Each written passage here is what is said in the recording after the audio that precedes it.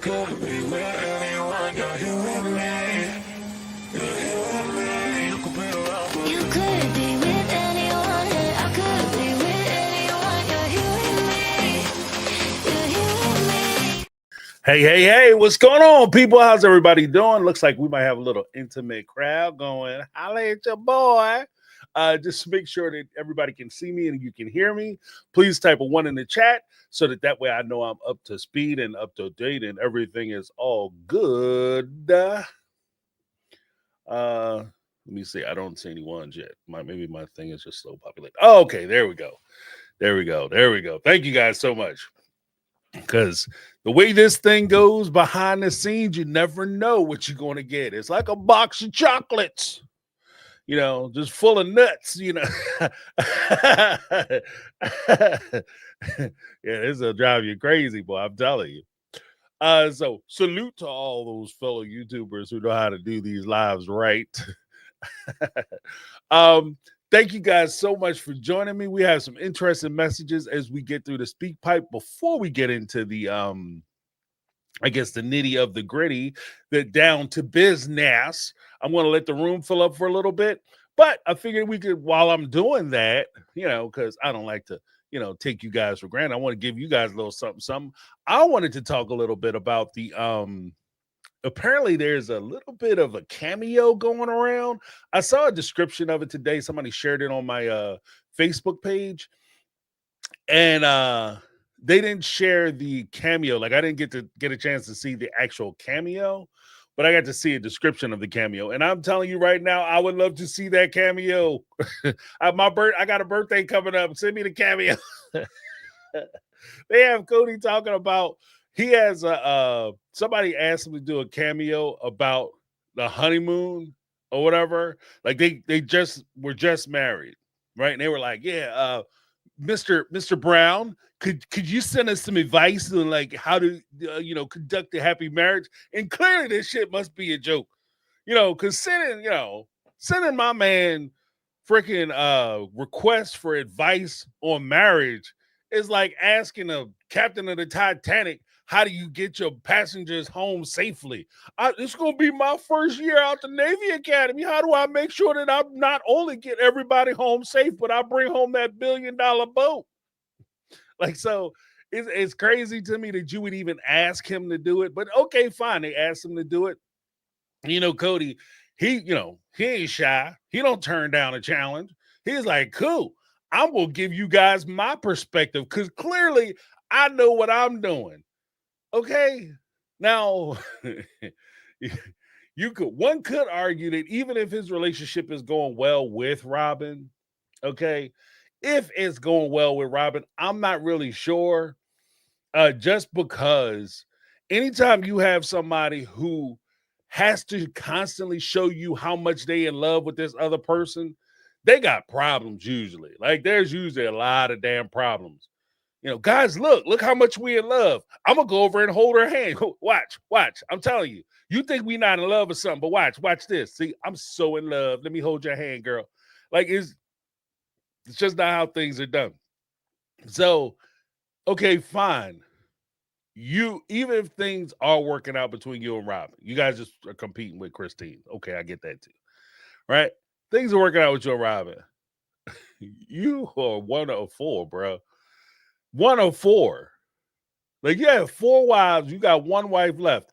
And that game ain't even totally played out yet. Like, we haven't seen where that's going to end up. We just know where it is right now. So you have 1 wife left, and you call yourself giving marital advice. Instead of you giving advice, you might want to go home and work on your relationships. Just saying. Like, you know what I mean? Like, you want to make sure you tend into that one. Because you got 1 out of 4. Anybody get lucky? It's like 4 relationships. People have relationships, and those relationships end. Things happen. People change, situations change, circumstances change, shit changes. I get that. But at the same time, bro, like, you left people in ruin. You try to leave people in ruin. Oh my goodness. So yeah, so he's giving this advice. And he's telling, like, from what I understand, I got to see this. I want to see it so bad. And what I understand, he starts talking, because anytime you send in a request for him to do a cameo, he doesn't really relate the cameo to you. He pretty much does it like he does Garrison's memorial service, where it's all about him and stuff that he went through. And apparently he started talking about his honeymoon with Robin. And hold on a second, I gotta pull some of this up. Like he said there was a honeymoon between him and Robin, and it wasn't fair because he had his wife, Robin, beautiful, lovely, quiet wife, Robin, walking around the amusement park for 2 hours because, he had to comfort, take time away from his honeymoon to comfort one of his wives, probably married. I think it was married because she had just lost a freaking job, right? So he had to comfort his wife and he was upset about it, right? Then he goes on to say, yeah, I'm standing there having to feed. We were so broke that I had to feed Robin nuts and berries for the whole 2 weeks we were there. Here's pardon my friend, I'm about to cuss. Here's a secret. If you don't have any money, especially if you have responsibilities at home, and like, I don't understand why he does, like, the fact that he doesn't understand this. You are an ain't shit dude. Like, pardon the French, all French aside, okay? If you have responsibilities at home, you have kids at home, and if you're on vacation and you and I'm about to call her his girlfriend, you and your wife are sitting there, you hungry, and you're away with brand new clothes, driving a rental car, living in a big old rented villa or whatever, because that wasn't a hotel room. They had couches and shit. Anytime you got like couches and a balcony and all that stuff, that's more of a suite. That's not just like a little room. So you guys rent the big time room. You're there for 2 weeks, an extended vacation, and you're going to cry broke. You do that when you're a selfish ass. Because if you're broke on vacation, because let's be honest, let's keep it all the way as thing. Nobody go on vacation broke. Okay, if you go on vacation to pretend like you rich. That's what vacation is. If you break down all vacations, that's what vacations are. You go away and pretend like you actually have money. That's what vacation is. Nobody go to vacation like, yeah, man, I'm fitting to go to Hawaii. I got a job interview for McDonald's, and I'm going to start on Monday, son. I'm going to work there from Monday, leave Sunday. I start my first day at McDonald's, 12-hour shift, Monday morning. Then I'm going to maybe get something to eat in the evenings after I get off the bus from the hotel that I'm renting and barely can afford. And I'm going to work Monday through Friday, son. It's going to be amazing. And I'll be back on Saturday and I'll be at my job on Sunday. Nobody is doing that shit. You go on vacation because you want to pretend like you rich and got money. That's what you go on vacation for. That's why you save up to go on vacation. That's why you have a little scratch in your pocket. That's why it's so easy to fall in love on vacation, because you don't have any real problems. Vacation is the place of no damn problems. That's what that is. That's why it's so easy to fall in love on vacation, because nobody have to get up and go to work. Nobody is sitting there trying to figure out how they're going to pay their light bill on vacation. I mean, you might have to pay your light bill if you Cody. You got a light bill waiting for your ass when you get home. Light bill plus late charges. But, hey, it is what it is. But even if, and some people are saying, well, TLC paid for all that. That's fine. Yeah. Hold on one second.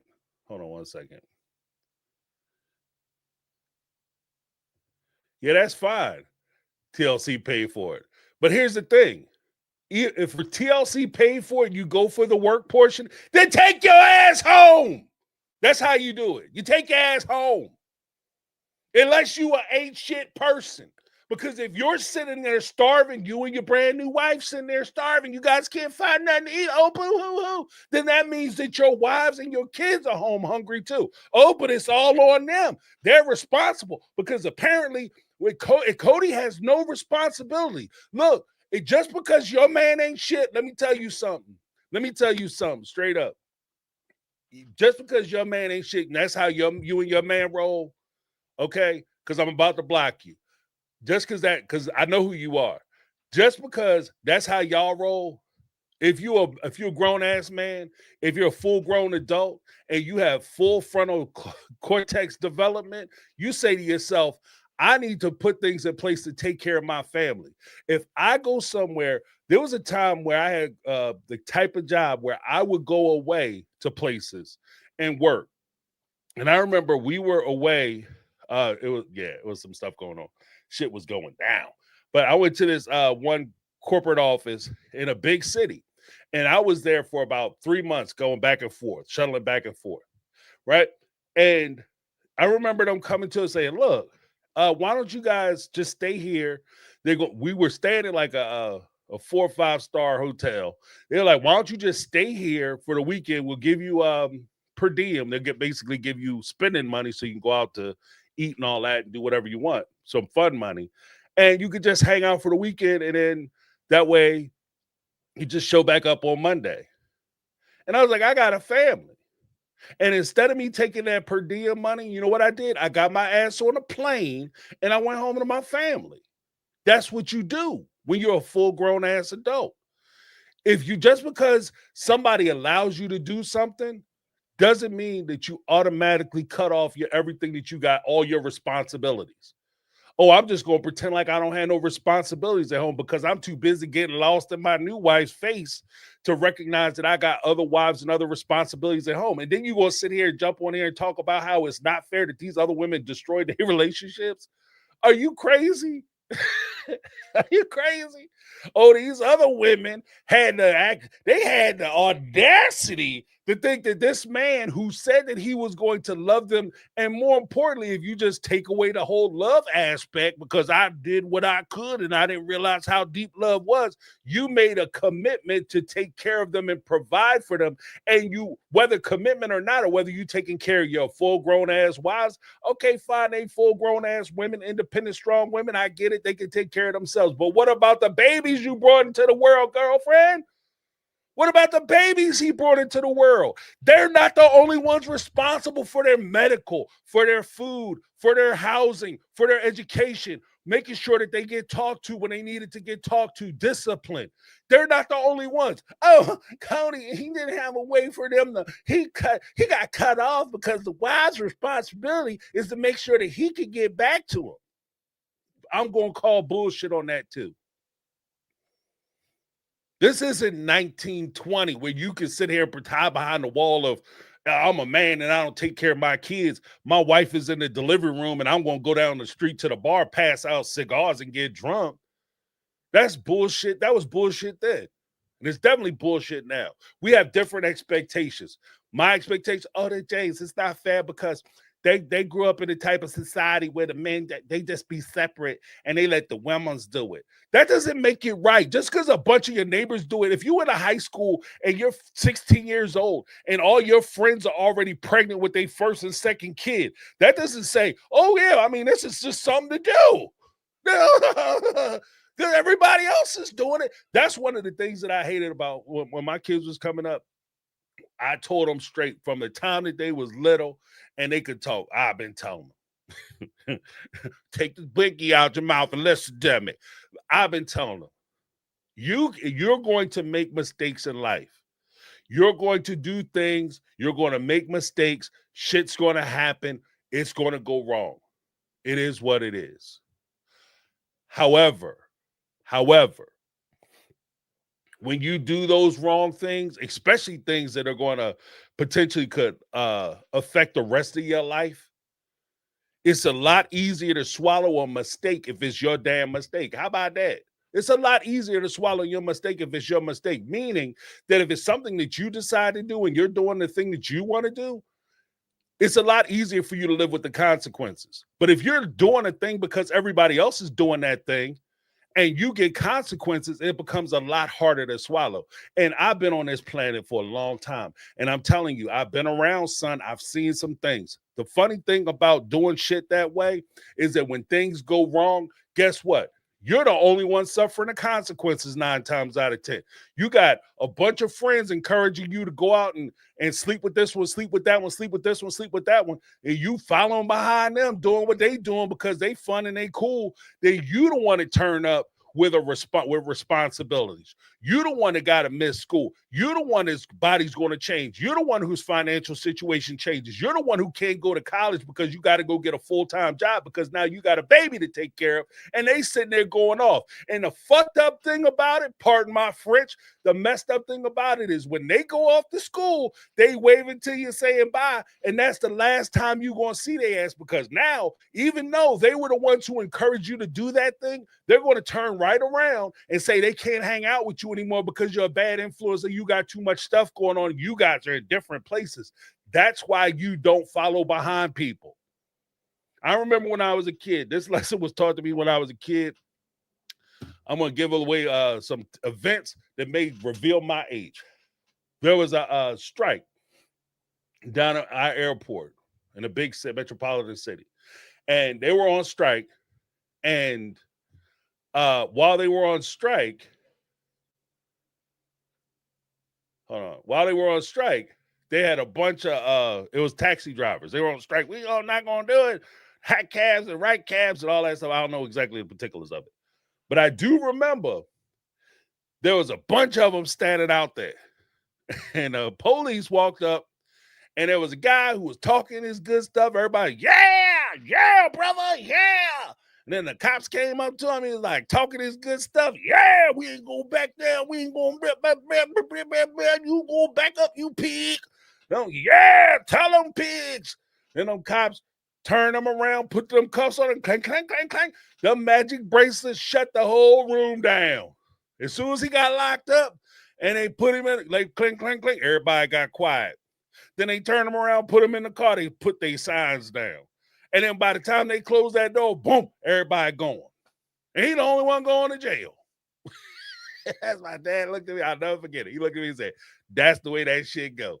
He said, if you going to go to jail, this is what my dad told me. If you going to do something stupid, and you, especially if it's going to cost you your freedom, make sure that you're okay with the consequences. Because you will be, even if everybody in that crowd got locked up, you're going to have to deal with your set of consequences yourself.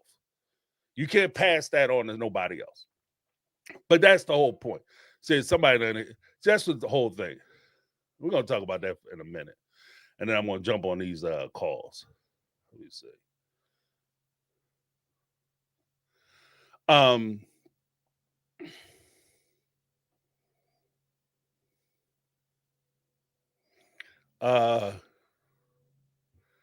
Yeah, we're going to do this.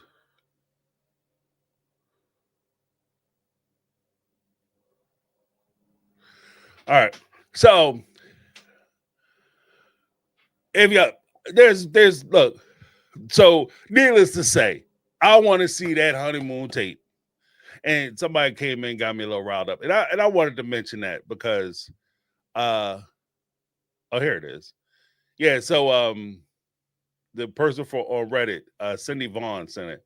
Said another lovely cameo from the Little Piss saying, whoever bought this for a couple going on their honeymoon, he goes on about how his last honeymoon was with Robin and they didn't have any money. TLC, anyone? Yeah, TLC for sure paid for it. I get that. But again, if TLC going to start kicking up bugs, TLC, if you remember, they went away for 10 days. TLC, I'm sure, paid for like 3 to 5 of those days because they were filming and they were able to piggyback on it. I've done this before. If you go get sent somewhere, the company pays for it, and then once you're there, if you want to stay or whatever, there was a thing in Miami. If we wanted to stay, you could stay, but you had to pay, and you took your vacation time. So basically, they fly you out, they pay for the hotel while you're working, and then you're over on, say it's Monday through Friday. Your assignment is done that Friday. They'll pay for your ticket to come home. You just take that ticket. You get an open-ended ticket. You get a adjustable ticket for your round trip, and for your return trip, you just extended 5 more days. Then you take 5 days vacation. You take a little bit of money, make a hotel reservation. Technically, you could do it through work, and they'll set everything up and make all the arrangements because they have travel agents who work for the company or for the firm. And you'd set it up, And then you just take those extra 5 days and you stay. And that's my suspicion that that's what they did. And my whole thing is, well, we got to have our vacation time because some of that's going to be work. Well, Christine, Mary, and Janelle's ass was working too, because I remember them filming during the course of the time that those two was away. And the only difference is they still had to do kids. They still had to go to work. They still had to pay bills. But then you brought back Burden and Robin, both Burden and Cody back. And she comes back, no job, because that's the time when everybody's sitting there talking about that she didn't have any job. She didn't work. She worked for TLC, sure, but everybody in the family was working for TLC. That's stupid. She was doing less than everybody else. So, and they had to take care of not only their kids, but they had to take care of her kids. So no, it's not the same damn thing.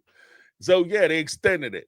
That's my feeling on it, and I'll bring them on the show if somebody who actually knows come on the show and tell me that I'm wrong. Robin had to. Here's the thing where it was crazy. Whoever wrote this was for the couple going on their honeymoon. He goes on about how his last honeymoon was with Robin, and that they didn't have any money. TLC, anyone? Robin had to wander around Disneyland while he was on the phone for 2 hours with a needy wife and had to feed Robin nuts and berries while she complained that he was starving her. Oh, and like the fact that woman, when's the last time you been to Disneyland? If you taking your lady somewhere that she ain't never been, I can see if you complaining about, oh, you starving me, I'm so hungry, I can't believe this, I'm losing consciousness, I can't breathe, I can see that if he's sitting there, eating a steak while you eating berries and shit. Okay, cool. But if I'm eating berries with you, I'm hungry too. How you gonna look at me and be mad at me because we hungry together? We in this forever now. We married. This is it. You know what I mean? You should have married better if you was worried about like eating berries and shit. But I guess that's another example of potentially of how she came into the family. Thought she was going, she was going to go from like takeout food to steak dinners. But it just didn't work out that way because that TLC money and more importantly, the family fund money didn't kick in yet. So, let's see. Sorry. Oh, it mentions roughly 12 times how they got lost in each other while they were gone. But I think he pissed me off the most when he said selflessness is the best medicine in a marriage and nobody should matter more than each other. I think to say, Ben, he was a polygamist. I think to say that you're a polygamist, and also I think to say is you're actively complaining about taking care of your wife and her needs. That's another thing. Just because you're on vacation doesn't mean that your other family members, who, if you're a polygamist, their lives aren't on vacation. You don't get a break from your life. You get a break from work. Like, you know what I mean? Depending on what you do. That's why I used to like to set up strong teams for when I worked. For especially particular companies. I like to set up strong teams because they had no hesitation to call your ass on vacation days, holidays, birthdays, funeral services, or anything else. If you have a strong team, your people can back you up. You can take a day off. If you have a weak team that you refuse to train because you're trying to insulate yourself in your position and all that other stuff, then you're going to get called on vacation. You're going to be on your honeymoon answering phone calls. Where's the stapler? I'm just saying, this is craziness. But the fact that, like I said, this is the guy you looking for advice for. It looks like he might be younger in the picture, so maybe this is like well before he got 4 divorces. But if it is before the 4 divorces, the fact that you're still talking to him like that is crazy to me. Last thing I'm gonna say, guys. Sorry for the little bit of disruption. One of the people, I had great pleasure in blocking that particular person, but that person has been sending some very ugly things to me via email, and it's not even so much about me I don't give a shit. Like, you can say what you want to say about me, but when you come after my people, homie, don't play that. Homie, don't play that. It will not be tolerated. I will not tolerate it. And especially when you are not only criticizing moderators, you're criticizing other subscribers, you're criticizing people who view the channel, and you're coming after folks who just generally enjoy the particular YouTube channel and environment. My thing is this: if YouTube is for fun, full stop. Your YouTube is for fun. If you're coming to YouTube and you're looking for a problem and you find a problem, then it's you. It's not the channel. It's not the moderators. It's not the other users. It's not the people who are on the channel or whatever. It's you. Their channels, look, freedom of speech. You not only have freedom of speech, and that, which is kind of trippy because everybody, freedom of speech, that's the first amendment in the Constitution. It's freedom of speech, freedom of assembly. Assembly is association. You have not only freedom to decide whether you're going to say something in a room, you can decide which room you want to be in when you say it. If you don't like having conversations with people about this particular thing, or you can't handle it, don't go to that room. Don't go to that page. Don't go to that channel. Don't sit up there and try to make everybody else's situation miserable, though. Life is too damn short. Life is way too short for that crap. Okay? So my thing is, if you have a problem and you just like, I'll put it this way. If you disagree with the way I talk about this particular show, or you think disagree, you don't have to disagree with me. You just disagree with something I said, or disagree with a perspective I have, or disagree with, you have a different perspective. You are not only more than welcome to voice that in the chat, you're more than welcome to call me on the phone, leave or call, not on the phone per se, but call me on a Speakpipe and leave a message. You're more than welcome to come on to the Sunday night show, express yourself, reach out to me in an email. And if your disagreement is that strong, or you're in that strong of support of Cody and Robin especially, then I definitely want to hear from you. I want to hear your perspective. But if your whole purpose in coming in here is to try to bash, make people feel bad, humiliate folks, talk down to people, then that tells me two things. One, you got the wrong damn room. You got the wrong room, and you got the wrong one, G, because I'm not the one. Two, don't let the fun times fool you. Okay, don't let the smooth taste fool you, Jack. Because like I said before, the Lord is still working on my ass. All right, so don't get it twisted. All right, but at the same time, it also tells me, two, instead of you coming in here to argue about Christine and Janelle and Mary and Robin, Cody and all that, you need to take time to work on you.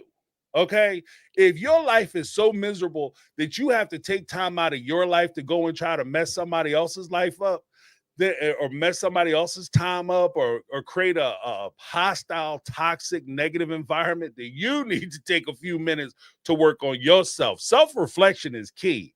Okay, self-reflection is key. And I have no problem with saying that if you are coming in here to cause a problem, I invite your ass to leave. I'll say it that way. I'll invite you to leave. If you are that upset that you have to come in and call people names, you have to attack people, so on and so forth, this isn't the place for you. This isn't the place for you, because that's not what I'm doing here.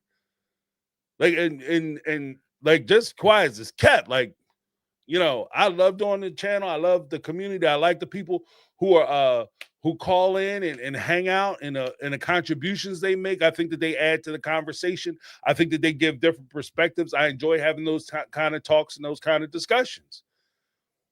But if you are coming in to create havoc, you're coming in to just generally create discord, this isn't for you. I didn't build this space for you. There are places where you can go have those negative conversations, and you can sit around and talk about this one's ethnicity and that one's race and this one, that, and the other, and this person's stupid, this person's ass, and that, and you can have a great old time in those rooms. But this isn't that room. This isn't that space. All right. Now, hey, Black Swan Gothica. Yeah, but like I said, you know, I just think that, like, especially when we were dealing with the whole thing with Big G's and everything that happened in that vein, and you look at that, like I said, you don't know where, like, how dare you? And I'm gonna get serious for a second. How dare you come in and try to insult people and belittle people? Because when push comes down to shove, you have no idea. You have zero idea where people are in their life and their situation and their journey. You don't know where people are. So you coming in here trying to insult folks, trying to belittle people, trying to make people feel bad. You don't know where they are. You don't. And you don't have a right to do that. And I'm not going to sit here and watch you do it. I'm not going to tolerate it. I'm flat out. I'm not going to tolerate it. I'm not going to be a part of a negative situation or a negative environment. It's not going to happen. That's not why I started the channel. That's not why I spend all this time trying to do these dang on videos and stuff and edit and all that, trying to put my thoughts and feelings in the stuff. That's not why I'm doing it. The whole purpose in starting the channel was that if you can reach out to one person and maybe make a change in that one person's situation, that one person's life, then it's all fucking worth it. But it's not worth it to me if I'm prospectively going to help one person, maybe possibly, but during the road of me trying to help one person, I destroy 152,000. It's not worth it. It's not a fair exchange. The return on investment, the ROI on that is not enough. It's not there. So no, I'm not doing that. And I'm not going to let this group or this chat that, and it's not me. Okay. And I'm very clear about that. I get a lot of credit for creating this space and this, that, and other. I merely provided the environment. I'm the guy who had a house and I just merely opened the door. That's all it is. And the people who fill that room are the people who make that environment, make that community what that community is. It's you guys. And if you guys, I'm not going the same way. I don't get on here, and if I don't have something to say, I could release a video every day and talk about jack shit nothing.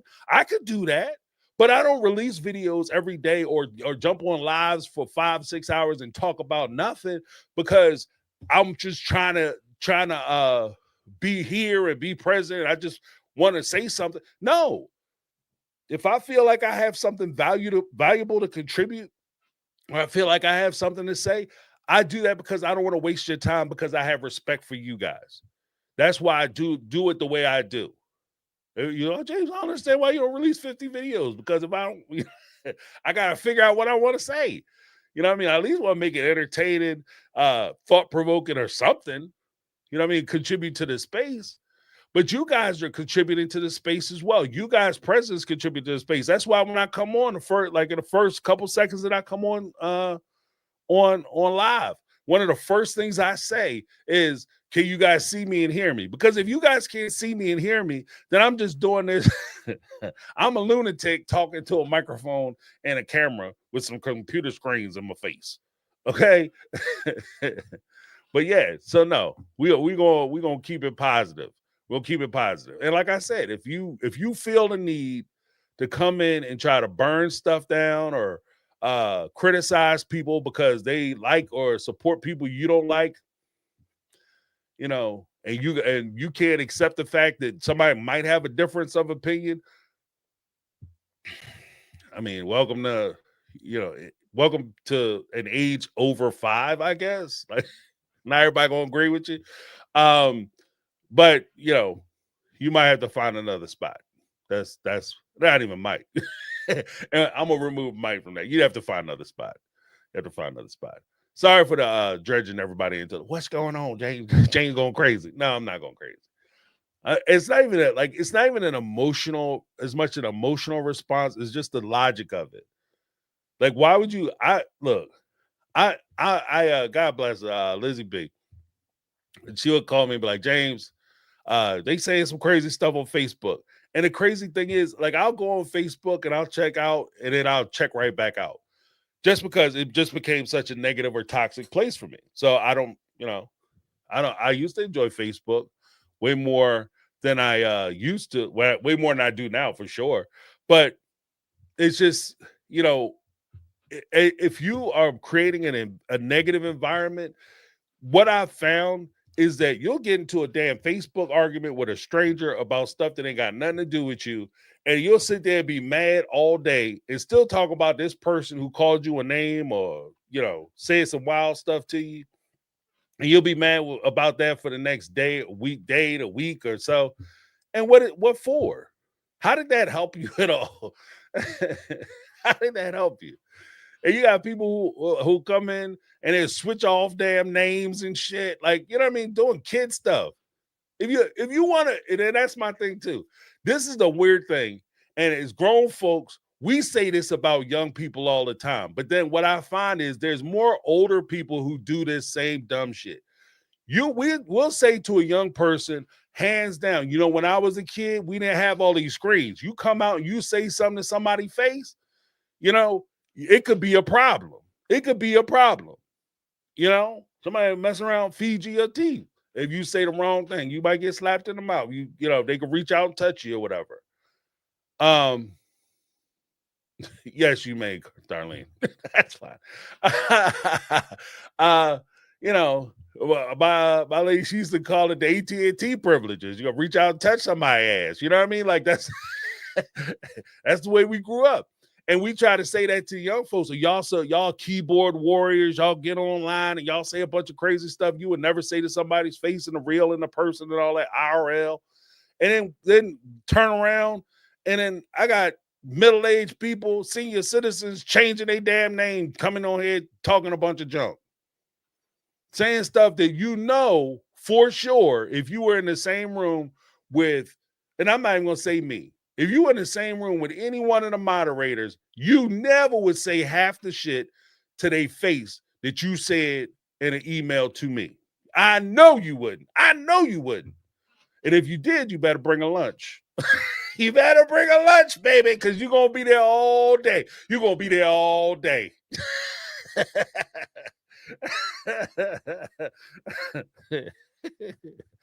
You'll be there all day. It's gonna be a long day. See, you got, like I said, people don't know, man. You think you got an easy win. Oh, stay friendly online. You don't know what people going through. You don't know what people carrying around. Sometimes, and this is a life lesson, sometimes the people who are the friendliest, kindest, most jovial people, they carrying some shit with them.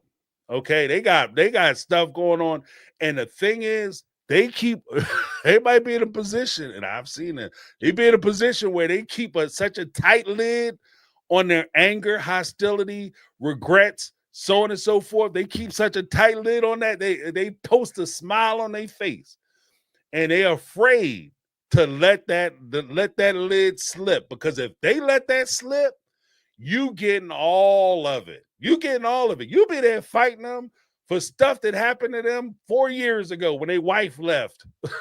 Or you fighting them because, you fighting like you the dude who cut them off in traffic 2 days ago. The person who backstabbed them at work, or the manager who was yelling at them and screaming and humiliating them. You fighting all those issues. You're not just fighting over because you called, you talking about a parking space. So you gotta be careful when you talking to folks. And I say that with a lot of people. You don't know where people are. It's not just people being sad. Sometimes people are covering anger. Sometimes people are covering issues, and they're sincerely trying not to take it out on you. I'm just saying. We got to be better with each other. We just got to be better with each other. I'm just saying. I've been around. I've seen some things, Jack. You don't know where people are. Oh, he's so nice. He's so quiet. That quiet one might be quiet because they're afraid that if you get to know who they are, you will be horrified. Like, oh my God, it's insane. Who let his ass in here? Stay away from it. Yeah, I just look. Yeah, like Crystal Moon said, we're all going through stuff. Exactly. And this is supposed to be a space that you come you know, in a way, it's the escapism of it. You know, it's a safe, healthy way for you to escape something. Like that's the whole purpose, really. That was like the underbelly of talk shows. You could be going through something, and talk shows would generally, which is the evolutionary chain of precursor of reality shows. I've said that before. Where you could watch a reality show now or a talk show back in the past, and you'd be like, no matter what you're going through, yeah, I might be, you know, my wife might be cheating on me, and she took my dog with my best friend, and you know, I'm full house payments later, but at least I'm not those people. That's the whole purpose. So this is supposed to be like that release. That's what this is, a release. And I'm not going to let you come in and spoil people's releases. Now, like I said, I don't want to get crazy and cruel about it, but it is what it is. All right. Oh, enough time spent on inconsequential individuals. But yeah, I just wanted to make that very clear. I want to go on record with that. Because like I said, I know the person who I'm speaking about, I know that you're going to go in under a different account and you're going to watch me say this. And I want to make it very clear that with some of the communication that I have with you, I am very concerned about you. You need to find some help. You need to find somebody to talk to. And I'm not that person, but you need to find somebody to talk to. Okay. Because clearly, like, you know, consider that bridge burned as far as I'm concerned. That bridge is burned. But but as a person to person, like all bitterness aside, with some of the things that you've displayed, you've demonstrated that you need some help. You need some help. And clearly you're going through some things that I'm not going to be able to help you with anyway, because you're not looking for help from me or anybody like me. So you need to just go ahead, you know, do you. I wish you well, but have a good life. Oh man, I was trying to find my John. Dang it. Oh wait, it's in the wrong thing. Yeah, yeah, but like, you know, and I'm trying, like, you know, and for anybody who was and I'll take this opportunity too, because I have to recognize my what is it Cody always says, I have to be accountable or recognize my he says it all the time, culpability. I have to recognize my own culpability in this. You know, I try to, like, because we're adults, and you know, I'm not going to sit here and monitor people's speech. That's ridiculous. Like, we're adults. Like, you should be able to control yourself, like, and say what you want to say, how you want to say it, and we can all have a discussion based on that. But I have allowed one person who of many names to come into the space, and I'm trying to give them the opportunity to do the right thing with the opportunity to come in and say what they want to say and voice their opinion and voice their perspective. And in doing so, some other people may have been harmed or injured or insulted or made to feel bad. And I apologize for that. I do. I apologize if you are in a situation where you are communicating with somebody on this channel and they attacked you, they insulted you, or they said some things to you that made you feel a certain kind of way. That's not my intention. You know, in retrospect of it, I should have maybe stepped in sooner or, you know, blocked that person sooner. And that's on me. That's on me. So I take that. I definitely take that. So I see you, I recognize you, and I acknowledge my portion in that.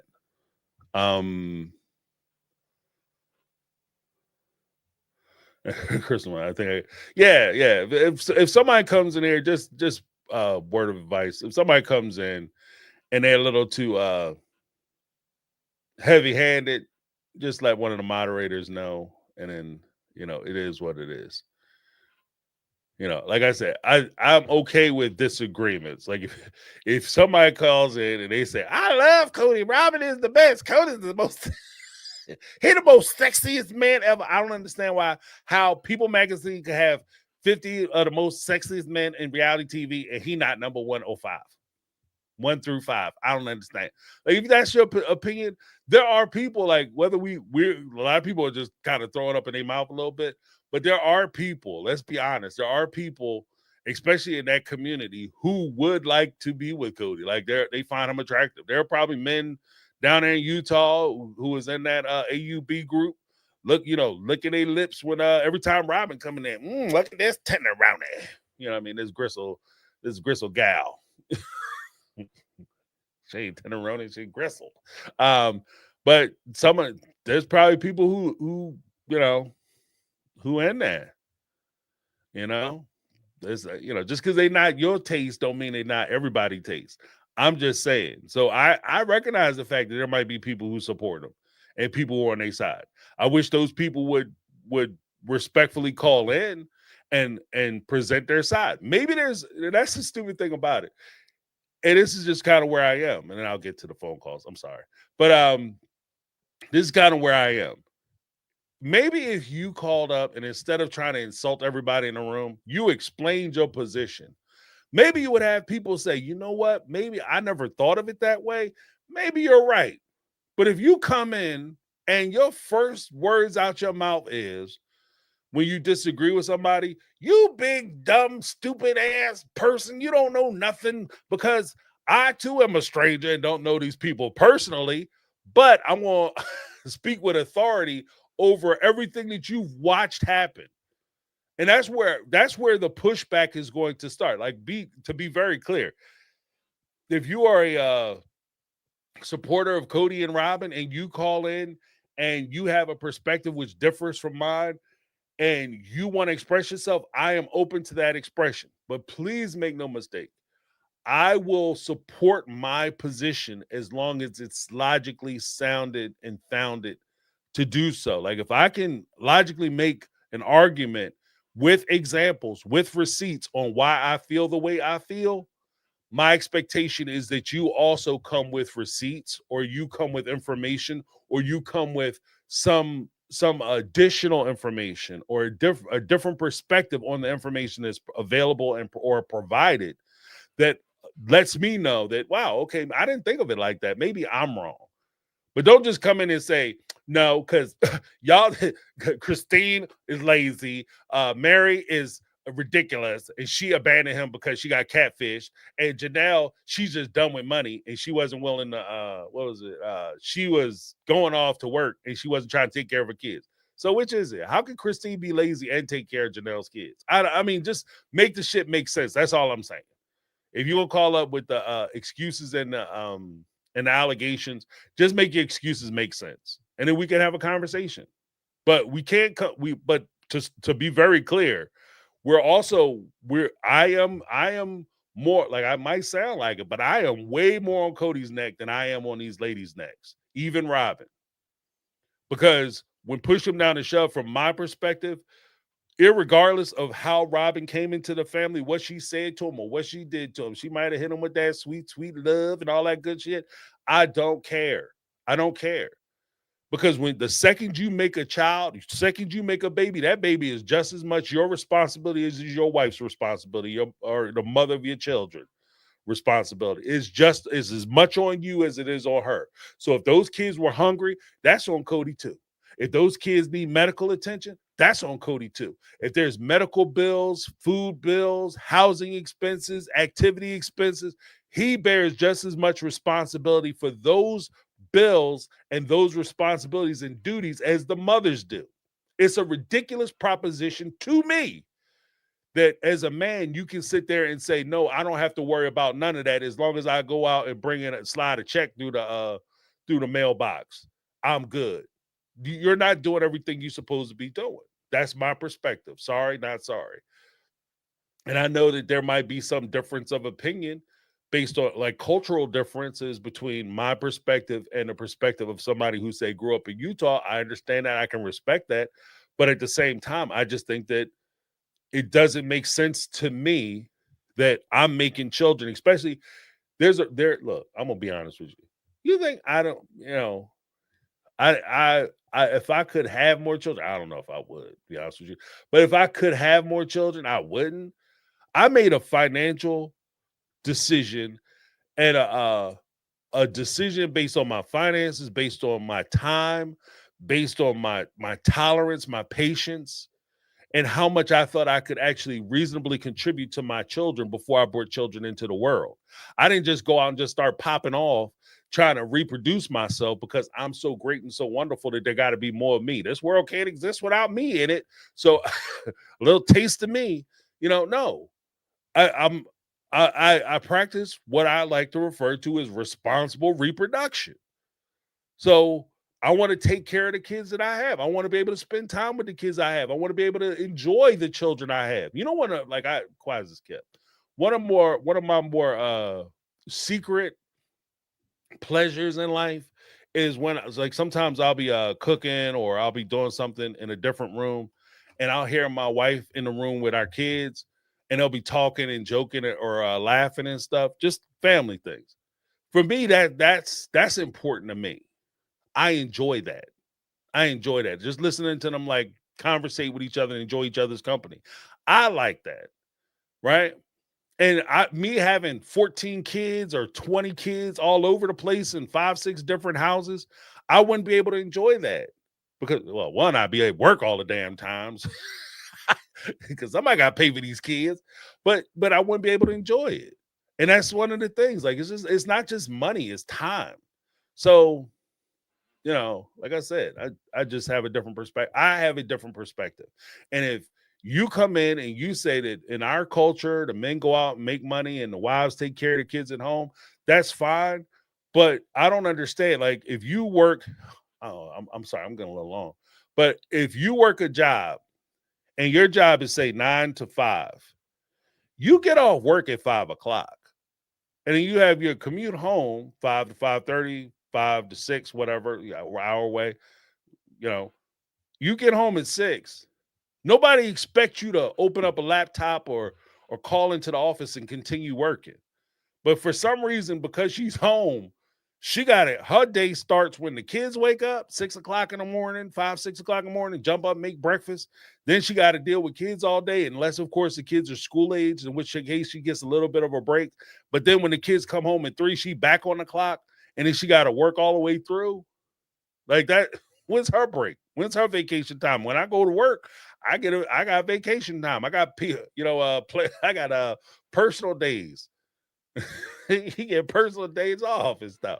You know what I mean? PTO. And you should get insurance. Like they don't get none of that benefit. So how does this work? Like I just want to if we're gonna have a conversation, let's have a damn conversation. That's all I'm saying. All right, but we're gonna have to get to this. Yeah. Because is this? Oh wow, one thing. Let me cancel that. Because somebody just said he wanted all the. Was this? He wanted a lot of wives because he wanted all the attention, and having all these kids was also an ego boost for him. He doesn't care because the 3 OG wives did everything and worked hard. He is and Bella Brooklyn girl. He never cared about anyone but himself. He is disgusting, and that's the whole thing. Like to go back to the first point. One attention. You should not, just in my perspective, my opinion, people can disagree with me if you want. In my opinion, you should not have kids so that you have people to adore you or company. You don't have kids so that you have company. I'm so alone, so I'm just going to have kids so I have a best friend. You should not be making your best friend. Okay, that's not on your kids. That shit is not fair to your children. All right? If you guys develop a relationship, like I said, you can have close relationships with your kids. I'm not opposed to that for sure. But you should not be developed like I'm having a kid, so I have a friend. No, you go out and make your own friends. Go join a club or some shit. Okay. But when it comes to your children, it's not your kids' responsibility to keep you company. That's not why you make, well, at least in my perspective, that's not why you make people. You don't make people so that you can control, because that's a form of control over their lives. Oh, you can't go off for that most excellent job opportunity because If you leave, I'm gonna be lonely. If you get married and you start a family, then we can't go out every morning to breakfast or whatever, or we can't go shopping because you're gonna be with your husband or your kids. You know, what happens when they start making company? They could be my best friends too. Yeah, but mom, they need their own little space, you know. But there's a million reasons. Like, we can go through the whole line of why you don't make company. You make children, you make kids, not company. Yeah, but let me get to these super chats, and then we're gonna go into an hour later. We're gonna go into the speak pipe. So I went down a rabbit hole a little bit. We have Kathy Ferran in the house. Kathy Ferran with the $3 super sticker. Kathy Ferran. Kathy is one of the OG triple OGs. Okay, she been in the cut for a minute. Kathy's been in for a minute. Kathy been around, son. I gotta get that clip. I love that. Been around, you know. Seen some things. Here you go, Kathy. Darlene Hall, $2 super chat. Can I please call Cody and Robin names and dog them? Oh yeah. Because I would be a hypocrite because I roast the shit out of them. I got another video I want to do. I'm gonna roast them. I roasted them a little bit today with my whole Dark Knight thing. Just, you know, that was weird to me. You know who I am? I'm the Dark Knight because Batman. Yeah, that tell-all was weird. I said, y'all need to just reduce these tell-alls to 2 episodes if y'all just gonna make these people look crazy. You know, what's your favorite color? I like a color polka dot. You know, like Cody is. I don't know. That dude he's something special. He's something special. He's reality TV gold. Give Darlene a little something. I'm right there with you, Darlene. I can't criticize. Then we have Kathy Ferran. We love you, James. Love you too, Kathy. You stay out of trouble, girl. Kathy is fluent in French, so watch her. Kathy, little joke. Kathy Ferran, $2 super chat.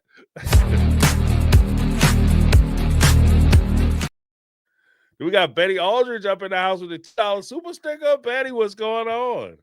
Oh, Betty be on the I think she left a speak pipe. So we'll be hearing from Betty in a little bit. Let's give Betty a little something.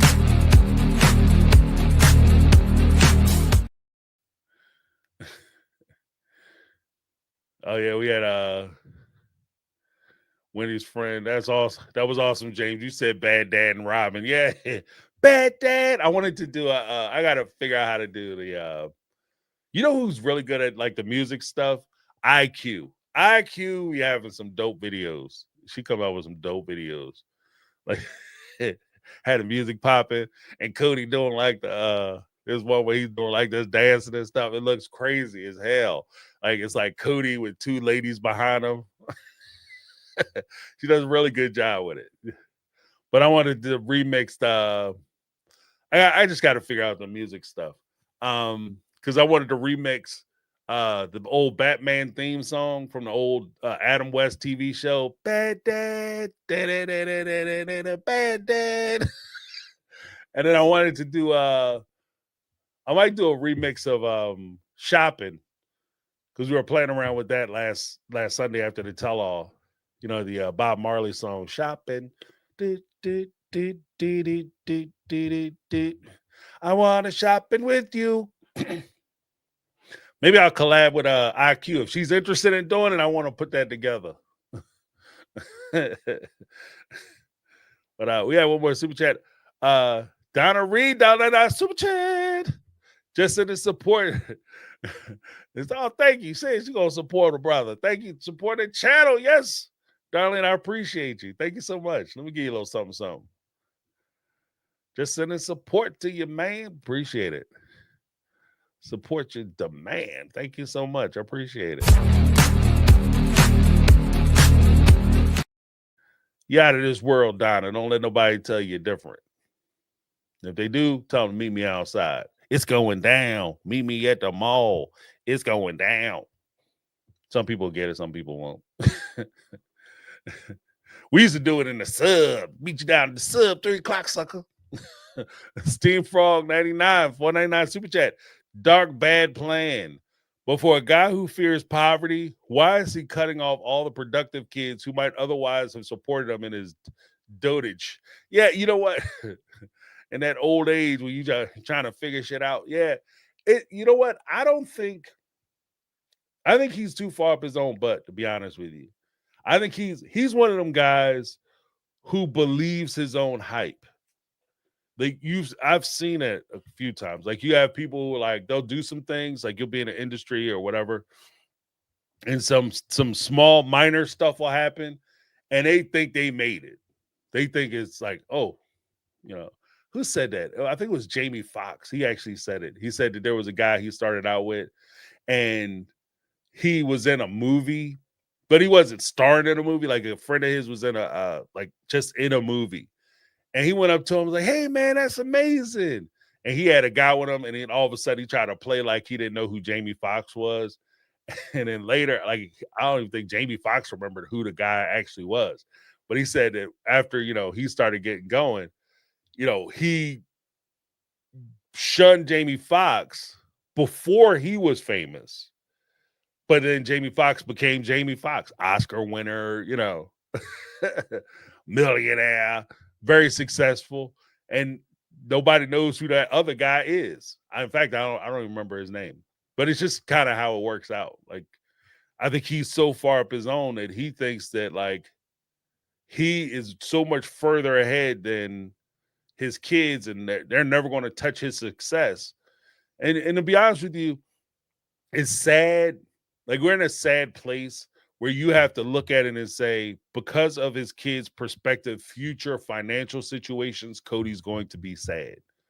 That says a lot more about who we think he is. Not that he's going to be sad because he's going to miss out on life events for his kids, but the fact that we have to point to it and be like, the only way he would genuinely feel that sadness is if one of them became like, Bill Gates, Elon Musk, Jeff Bezos rich. Then Cody's gonna feel bad. It's that thing like a dad who abandons his kids, and then you hope that one day this kid joins the NBA, NFL, NHL, or NBA, NBLA, whatever, National Baseball League, NBL. You hope that they go pro. And then he shows up to the signing and gets embarrassed. Like, that's the best you can hope, because that's the only way he's going to feel bad about it. The day that he signs his music career and he cuts the father off, that's the only way the father's going to feel like he missed something out. There's something wrong with that dude, because you should feel bad that you missed your kid growing up. Like, I don't know. I just... Like, because I look back and thinking about my kids growing up and their development and watching them transform from like kids, and like remembering like how my son sounded when he was little versus how he sounds now. Who that grown ass man in the house? Oh, that's my son. Like, it's different. But you miss all that if you don't spend time with them. Like, it's just dumb stuff that you miss. It's dumb and it's small, I guess, but it's big and it's huge. If you look back on it, like if all you can look back on your child's development is, I went to work and I worked overtime. That sucks. Or I was too busy at my other wife's house to, go to my son's events or whatever. And then you mad at him because he doesn't see you as like, oh yeah, remember that one time I came to your championship game? Yeah, I remember when you showed up to the championship game and you were surprised at how good I was during the game. You know who wasn't surprised? My mom, because she was there every week. She was there every week. She drove me there. She would celebrate with me when we won and we had a good game. She would try to cheer me up when we lost or I had a horrible game. She was there for the ups and the downs and the in-betweens. So when I win the championship and I win the Super Bowl, how you gonna be mad when I look down the barrel of the camera and I say, "Hi, Mom"? How you gonna be mad then? Or she disrespected me. I'm the one that taught him to play football. Yeah, you taught him to catch a ball, but then you disappeared. So yeah. And for me, that's a dumb thing. You should be more sad at the fact that all those times that you missed the opportunity to throw the ball with your son. You should be more upset about that than the millions of dollars in the perspective, like shoe deals and the supermodels he's going to be hanging out with and the nice cars he's going to drive. You should be way more sad about all those missed games, those missed opportunities, that missed time. You should be more upset about that. But thank you so much, Steam Frog. Let me give you a little something.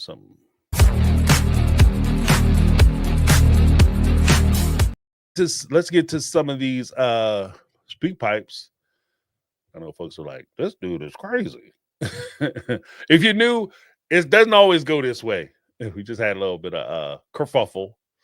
But let's talk to Tanya Carter. We're gonna open up with Tanya Carter. She drops some gems usually. All right, Tanya Carter in the house. Hi, James, Tanya Carter.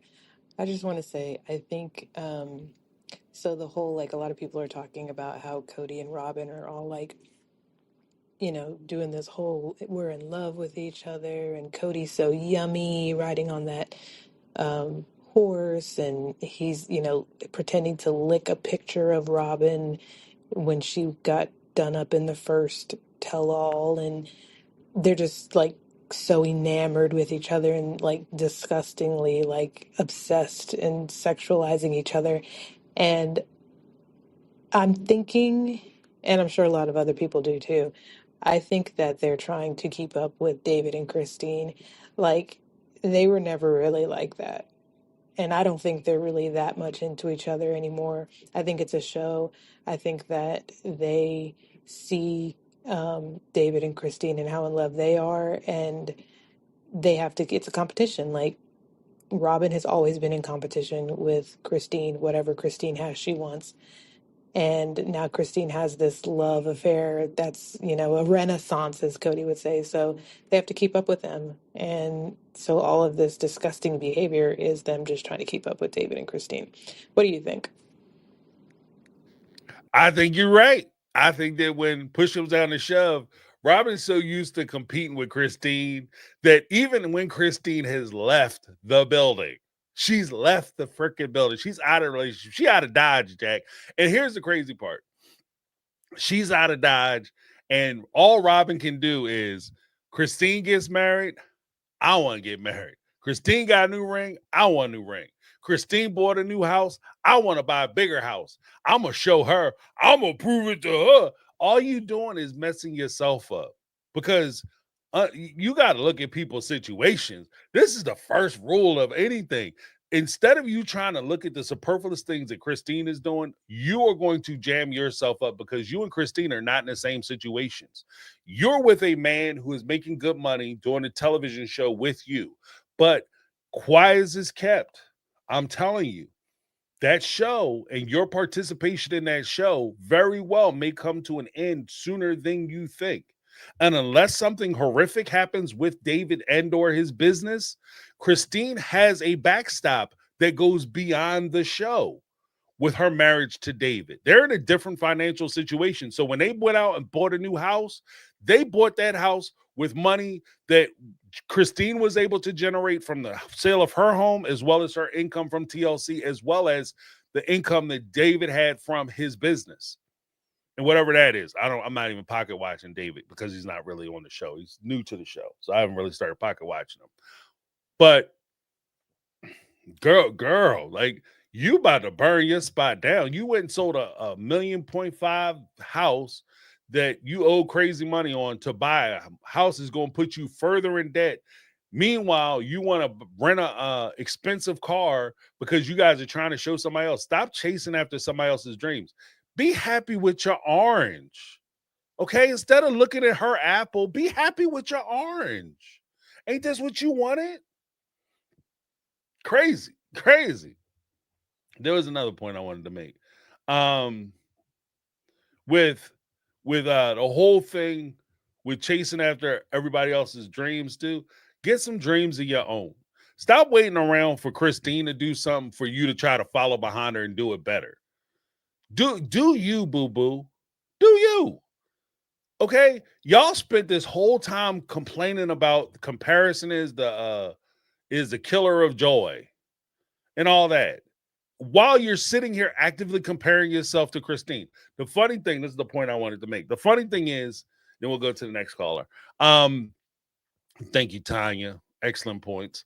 The funny thing is that we're going to listen to Robin say, I want them to keep my name up out their mouth and all that. First of all, you got to watch how you say that, who you say that to, and where you say that at to them.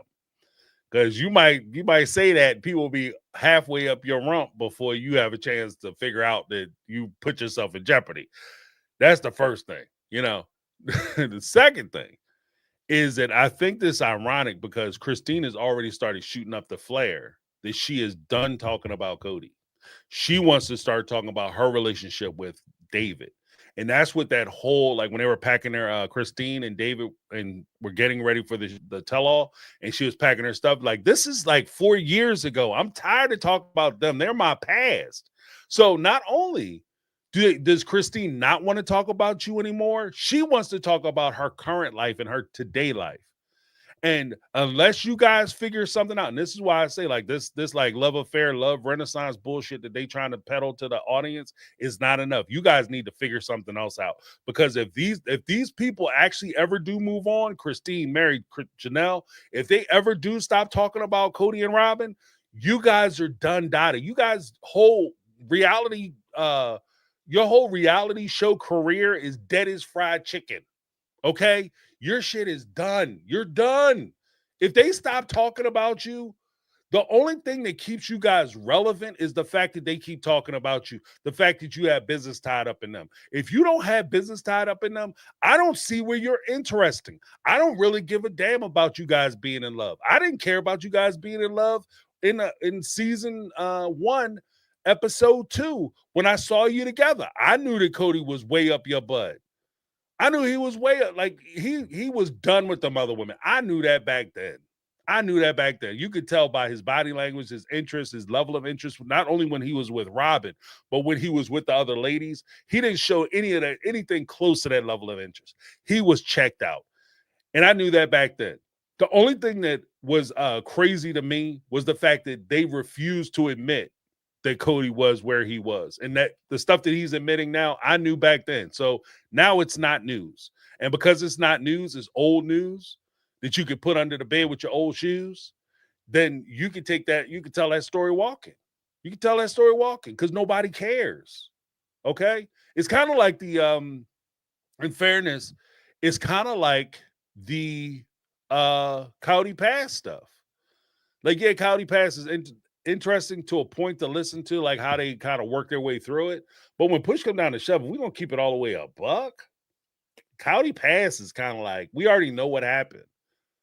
So I don't really like the watching Cody and how stupid Cody and Robin can be was kind of interesting. Watching Mary and Janelle defend themselves was kind of interesting, but there's no cliffhanger moment in this. Like, we already know what happened. So like, Cody, y'all better get it right, boy. Better get it right. But thank you so much, Tanya. Appreciate that. We're gonna move on to Classless. Holla at your boy. Uh-oh, where did that go? Oh, okay. Classless. Hey, James, Classless again. I had a little add-on to that on the fact that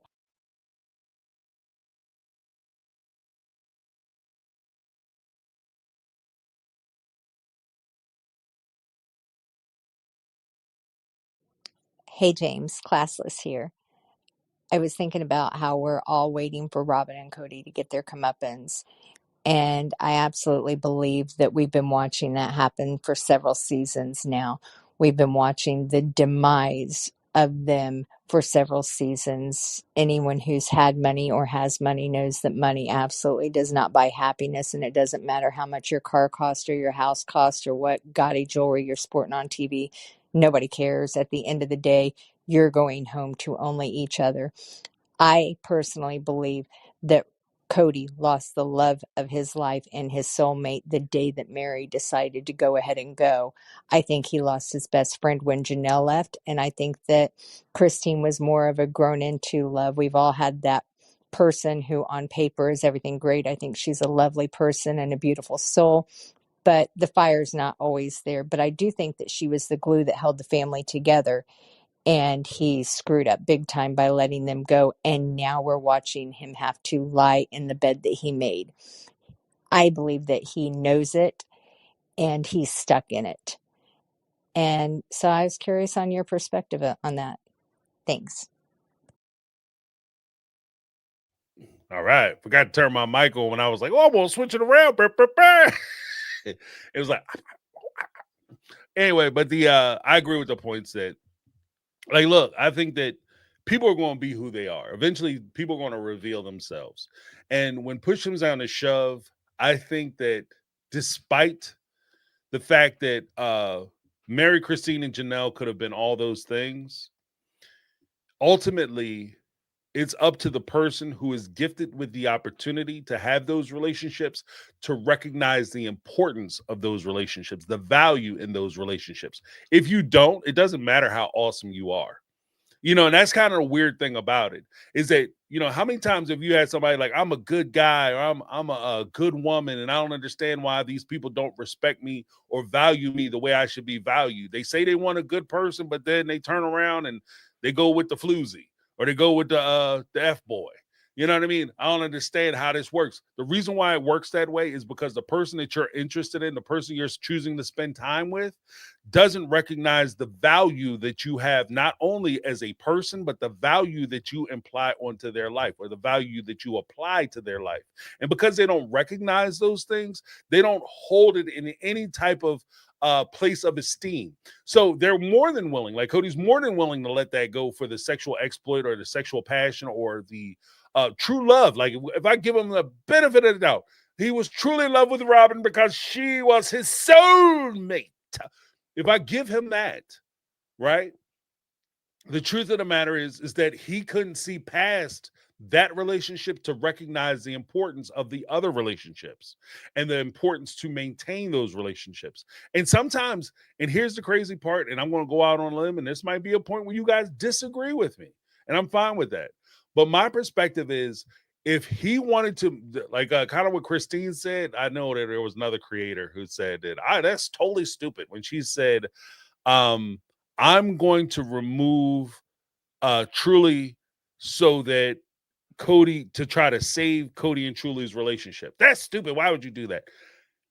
In some regards, it would be a dumb thing to do and it would be a selfish thing to do. In other regards, I understand where she's coming from, because that's what you have to do in these situations. If you have a co-parenting situation, you're with a partner and you recognize you don't want to be with that partner, they don't have anything that you want, anything that you value, especially if you found somebody else and you're spending time with that person.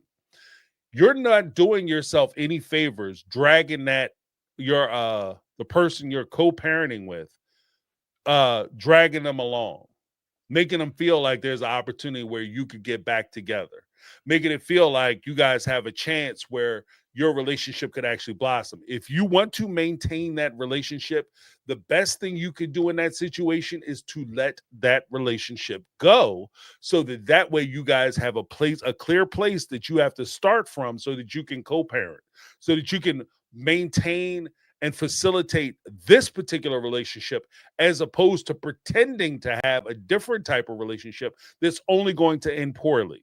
If Cody would have came out, and this goes back to what I was saying before, if Cody and Robin would have came out and said, you know what, guys, when I was with you, I thought I loved you. But when I got with Robin and she threw the breakdancing choo-cha on me, you know what I mean? Cho-cho on me, that was it. Like, I realized that this is what love is. When I'm with her, this is how I should have been feeling the whole time. It would have sucked, but it would have been way more responsible for him to do that and let the other wives know that these relationships aren't going to work, and let them go so that they can go out and find happiness for themselves. That would be what you would do if you were actually considering them, not only considering the fact that you wanted to have a peaceful life and a productive co-parenting relationship, but if you actually cared anything about these women, you would have let them go. You would have let them go so that that you're not happy with them. And you would assume that because if I'm with somebody, if I'm with my wife, and I always say that we make daily choices to be together, right? But if I see that she's not happy with me, or more to the point, I'm not happy with her, and I find somebody who makes me happy, I'm not going to keep dragging her along and make her think that everything is okay and we could improve. We just in a rough spot so that I can just hurt her way worse later. No, I care enough about her where I would rather see her happy without me than miserable with me. And that's what, to me, that's what love is. That's what friendship is. I would rather have a friend who I let go because me being around costs them something. Me being around prevents their happiness. So I would rather let that friend go, which I have done before. If you've been on the channel, you heard me tell that story. But I would rather let a friend go so that they can be happy than to try to be selfish. Well, if I let them go, then I don't have nothing to do on Friday night. That's selfish. Not letting your wives go because you want to maintain a relationship with, it's more convenient for you to have access to their houses and their kids if you pretend that you're in a relationship with them and you care about them. You're not a good parent. You're an asshole. See, a good parent would not only want to have a situation where you could be around your kids, but you also want your kids in an environment that they can grow to love and grow to appreciate and hopefully emulate one day. I wouldn't want to be suffering in a household where it's unpleasant and just, we don't trust each other, we don't like each other, we don't talk, but we're still together. And I teach my kids that that's what a relationship is. That's doing way more damage that way than if you just would have said, look, it ain't working out. Everybody gonna cry, everybody gonna be mad. You might have to duck your way out of the place because she's throwing vases at your ass. But eventually you guys can get past it and move on.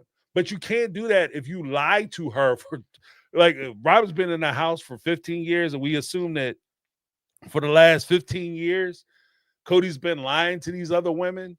Yeah, that's never gonna go good. That ain't never gonna go good. So let's listen to the second part of Clueless. Hey, James, classless again. I had a little add Sorry, not Clueless. Damn it. Classless. That's a movie. Classless, not Clueless. That I'm clueless. It's on me. on to that, on the fact that he had traded three beautiful women that not only sustained his life, but sustained his image to their community, to the public, for Robin, who came in with a horrible reputation. Before he even got her, her reputation was bad. There's no way that we're all watching a compulsive liar and she hasn't had a history of that in her past. But other than that, we know that she has made horrible financial decisions throughout her entire life. And I wonder if it was just me, and maybe I missed this, but when they went to see the financial officer, he said she had 4 names. So I'm going her bio dad's name, uncle daddy's name, married name, and the 4th one would have to be the Brown name. That would mean, I remember Cody's gift, she changed her name and it was the most precious thing I've ever gotten, or the most important gift I've ever gotten in all my life. That was disgusting all in itself. But that means that she changed her name to Brown. And not only did she run and jump, because that takes a minute for that to go to collection, she had to run and jump to get credit in there and have that credit in the Brown name in collections already. Am I missing that? Is there something else there? Curious. Thank you. Bye. That will be jacked up if that's what happened. It could be just simply the fact that she has a bunch of name changes and her credit was already crappy. Like, so you have like the building of it. So if she had like 3 names, then they all had like terrible credit because you ran up bills, you had things in collections, et cetera, et cetera. Then you turn right around and you have Christine and Janelle and them, saying, oh, she's a Brown now. Welcome to the family. And then she joins the Brown family. It does look kind of sketchy as hell. Like, oh, you just changed your name to try to get more credit in your name. So I could see a bank having pause, and that being another reason as to why there's a pause. But the fact that she has like 4 names or aliases, as it were, because that's how they'll refer to it, is insane. Like, and if you can't pay your bills, like, and everybody struggles. You know what I mean? Everybody's been in that position where maybe I won't say everybody, but if you've ever been in a situation where you try to make things work, you try to figure things out, I get it. And I'm no shade on that. You know, you got to do what you got to do. But at the same time, like, it's kind of sketchy when you go from, because we can't keep that. We have to keep true to the timeline. She enters into the family. No sooner does she enters into the family after a divorce, which is financially one of the worst situations you can find yourself in. Financial situations you can find yourself in. Divorce, usually that's when people declare bankruptcy, right after medical bills and then divorce, I think it is. But you go right from that, freshly divorced, name change, bills in other names, collections in other names, and then the reason you're sitting on that at that desk in that office is because you're trying to buy a house. You're not just trying to buy a house. It's not like you're trying to buy like the little townhouse down the street that's kind of cute, little humble. You're trying to buy a brand new, fresh, new construction McMansion, because that's what those were. Those were like little McMansion houses. So yeah, they're gonna look at you like you crazy. You know what I mean? Yeah, they're gonna look at you like you crazy. They're gonna talk shit about you when you leave too. So I know her ears was burning up when she left that office. Like, you ain't gonna believe this. This time I had the audacity to sit here in my office and just ask and look surprised when, like, and that was the thing too, because when he brought it up, she looked surprised, like, oh my God, you found those? Like, that's the part that would have been like, hold up now. Hold up. Wait a minute. Wait a minute. She's like, you found those? Like, no, yeah, I found them. Because it's tied to your social security number. Like, I don't know. But next up, we got Ann. See what Ann has to say. Hi, James. This is Anne.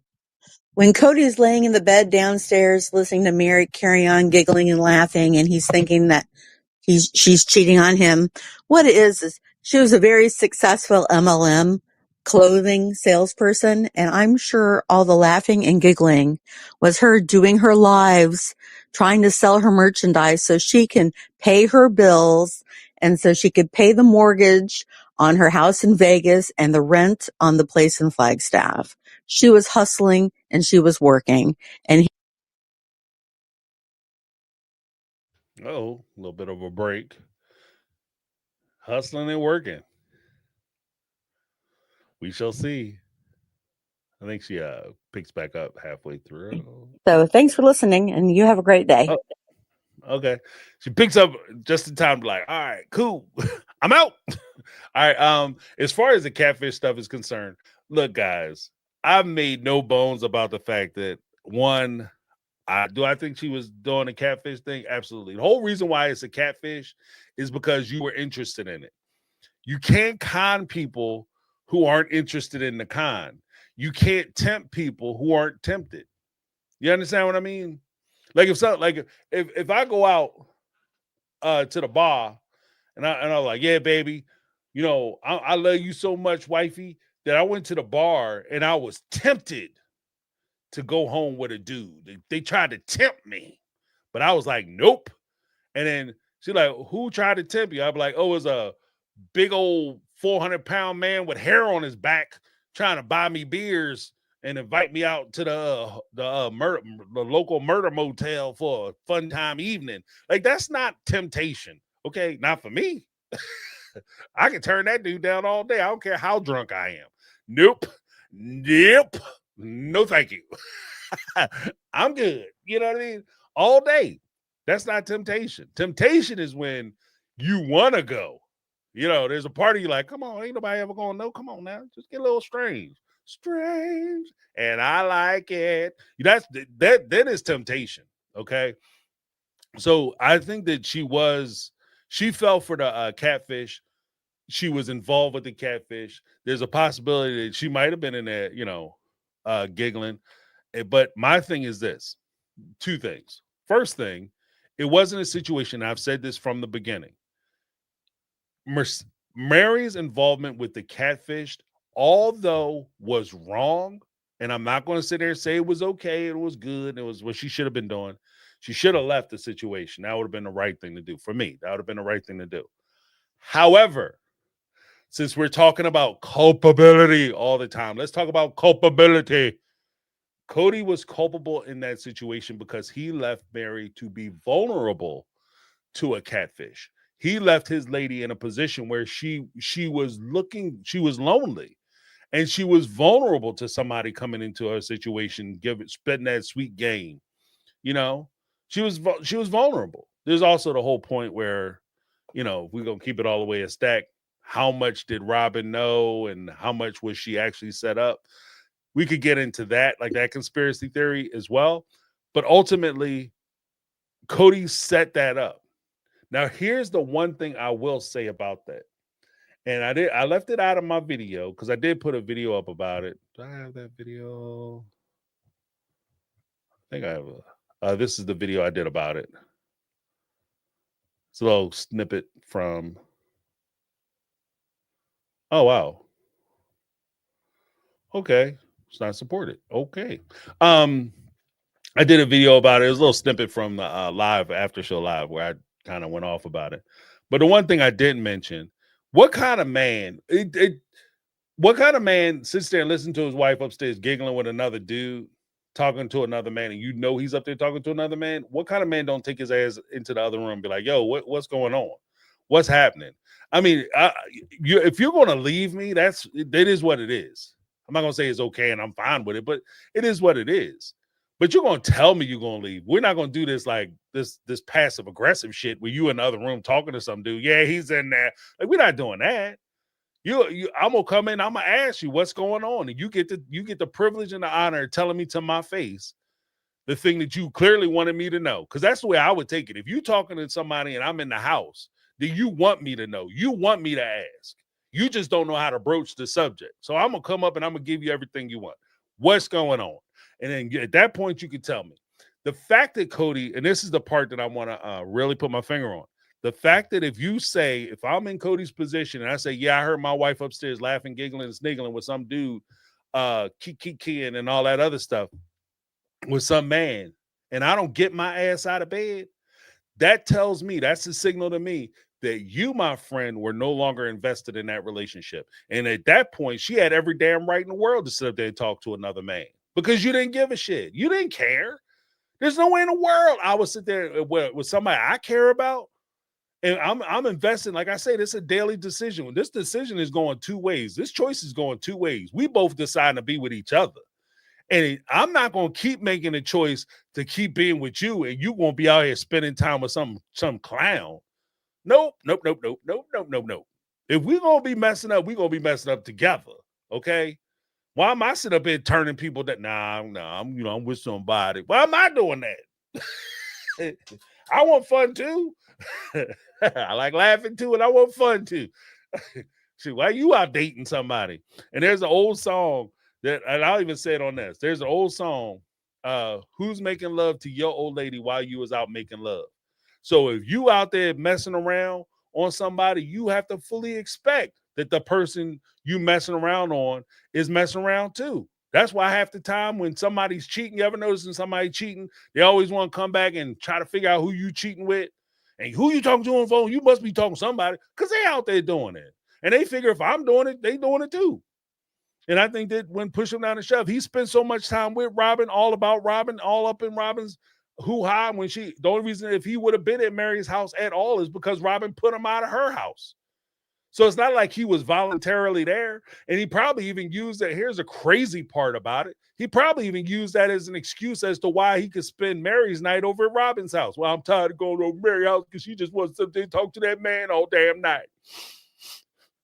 Well, why don't you just spend the time between me and Janelle and Christine? Because I want to spend time with them either. I just want to be over here and stuff. You just make me feel special, like a little kid.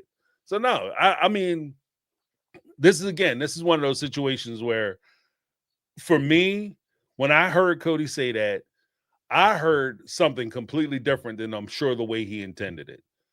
If you sitting there and your wife is upstairs talking to another dude and you don't have enough time, energy, or effort to get your ass out of bed to find out what's going on, then you don't care. And if you don't care, I don't know what you complaining about, cuz. What are you complaining about? I mean, you could complain that she not being honest. That she should have told you she was cheating, but clearly you don't care. Because I don't know one person. I can't look at one person that I would know especially if you're in a monogamous committed relationship where they would even kind of be okay with that shit. And it's not just a matter of like, I'm gonna go up and I'm gonna do something to somebody. I want to know who you're talking to. I want to know what, and it's not even so much who you're talking to. I want to know what's going on.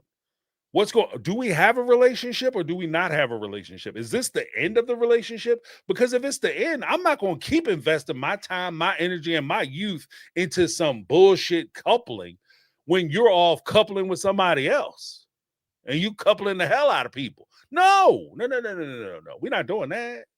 We're not doing. You had me confused with that other dude that you must be talking to because I'm not the one, Chief. So yeah, I think that like the whole catfish thing. Do I respect the fact that Mary probably was, coming in contact with people? She might not have a whole lot of time to spend with. Yeah, I agree with that. I can see that, but I don't want to pretend. I don't want to play down the fact that she was definitely cheating, per se, by the strict rules of it. Yeah, she was cheating. Do I think that there are other circumstances in that? Absolutely. I think there are things that you can't ignore when it comes to that. There's there's circumstances and situations that were going on which created an environment for that cheating to happen. This is that part. Remember that there was a word I used last week that it seemed like Cody loved consequences. He loves culpability, but he loves culpability. He loves responsibility, but he doesn't love consequences. That's the word. I messed up and said it too soon. That's what he loves. He misses consequences. There's consequences when you ignore your wife. There's consequences when you don't feed into her. There's consequences when you don't pay attention to her. There's consequences when you take her for granted. There's consequences when you're using her. There's consequences to that. And one of the consequences is she's going to go find somebody else. If you're not pouring into her and giving her the things that she needs, she's going to go find somebody else. And there is always, and one of the messed up things about it, especially as you get older in relationships, where you start to take people for granted, that when the relationship first starts, that's when you feel the most urgency to pour into that relationship so that you can invest in it. But then as the relationship goes on, you start to get lazy, you start to get complacent, and you turn around and you invest less. But in my mind, that's when you need to be investing more. Because when in the early stages of a relationship, let's be honest, especially when you're young, you got the power of lust on your team. It's like a superpower. You know what I mean? Like, I have the power. You that bomb. When you're young, but when you get older and you have to have your experiences go well beyond just the bedroom experience, then you actually have to actively invest. You have to actively invest. You have to actively be there. You have to actively decide to be present. And he didn't do any of those things. That created an environment where it opened the door for Mary to cheat. Here's the crazy part about it. Even when Mary was cheating, even after she got caught with the catfish, you can't tell me to this day, like, well, maybe not today, but when Cody had drove her out to her place in Parawan, or as we say, Padawan, as I normally mess it up and say, when he drove her out to the place in Parawan, if he would have dropped Mary's stuff off and he would have looked at her and said, Mary, I really want to try. I want to start dating you again. I want to start investing with you. Let's start with some phone calls. Let's start, trying to rebuild this. Let's try to recapture some of the love she had. Mary would have went back. She would have went back. She would have gave him the opportunity to try to heal that relationship and get that marriage back on track. So he had the opportunity to do it. He just never did it. The door was open. He just never walked through it. So that's my 2 on it. But thank you for the call, Ann. I appreciate you. Next up, guys, we have Mary. Hey, James, this is Mary. Hey, just wanted to speak on Robin and her aphrodisiac of Cody loving all his wives. Simply not true. And how you know it's not true is that Robin knew Mary and Cody were not in a good place. On the picnic table, Cody declared him and Robin had a secret covenant that if they find she's in this pathetic place, insinuating where Mary is with no love, to let her go and not let her be out in this sacred loneliness. So again, Robin is lying, was not an aphrodisiac, him loving all his wives. That's just not part of the truth, because otherwise, why have a secret covenant that means nothing? So again, I don't believe Robin. Just one more lie, but what's it matter? She lies every day. Anyway, what do you think? Hey, James, this is Mary. Hey, just wanted to speak on Robin and her aphrodisiac of Cody loving all his wives.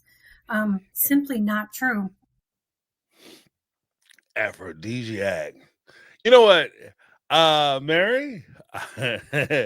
I'm gonna put a little twist on what you just said. The whole prospect of the equal love. I think that I want to, I've been around, Jack. I say some things. I've been around, and I have seen situations. Where, as an example, one person, a young lady, could meet a guy, and he's not that, she's not that attracted to him. He's not that interested. Blah, blah, blah. It is what it is, Oh, what do you think about John? Oh, yeah, he's okay. He's a nice guy, I guess. He doesn't have anything, no flair, no swag to him. Then she finds out that John is engaged, or John has a long-term girlfriend, or it just so happened that maybe she ran into John at the gym and John takes his wedding band off. And John put that damn wedding band on, and she on his ass like a lion on a damn gazelle in the Serengeti, Jack. She all over his back. What you doing, John? Hey, John, how you doing? How you been? There are people who are attracted to people who are in commitments because they see that challenge. They see that competition as the aphrodisiac. So there is I think that you can make the argument, and I'm not saying this is it for sure, but I think that you could make the argument that when Robin says that, oh, I saw how in love he was with his wives and how their lives was going so good and how he was all about his family, and that was an aphrodisiac to me. The aphrodisiac could have been her desire to take those things, to covet those relationships. And she was, because she was covetous of those relationships, she was trying to take those relationships. So she saw it as kind of a trophy situation. They're all moving along, they're all living together. He's with his kids, he's committed to those kids. Can I come in and, as a challenge, not only can I get him away from his wives, but can I decouple him away from his children that he seems to be so committed about, that he's spending all his time with? Everything is about his kids and his family. Can I destroy that? I mean, maybe they're not that blunt now. Can I destroy his life as a master plan? That it might not be that blunt, but I think that it's along those same lines. And I think that that's where, when you talk about like that, I found that attractive. And the more in love he was with his wives, the more attracted he was to them, the more perfect their lives were, the greater her victory is if she can go in and take them from him. Because even then, like, if he comes out and he says, which is kind of a twist too on the whole idea and notion, that if he says that he never loved those women and he only loved Robin, then that means that her victory was hollow. You took me from a bunch of people I didn't care about. You know what I mean? Like, if you have a shitty job, like a terrible job, your job is terrible, right? You cry going into work every morning, right? You got to get up like, I hate this damn job. And you clock in, you cry. Then you spend your breaks, you work, you go to your break, you clock out, you cry. Then you clock back in, you go back to work, then you go off for lunch, you clock out, you cry. Like, you know what I mean? And you cry on your way home when you get off. Like, that job is terrible. And then you get another job that you love, or you just hate less than the job you had before, but you love this new job. It's not a victory that this new job got you, okay? There's no celebration like, oh, yeah, we snuck him away. No, you didn't. I was quitting that job anyway. There's a possibility, and that's why the question I think that's so poignant is, do you think this relationship would have lasted if Robin wouldn't have came into the family? I don't know.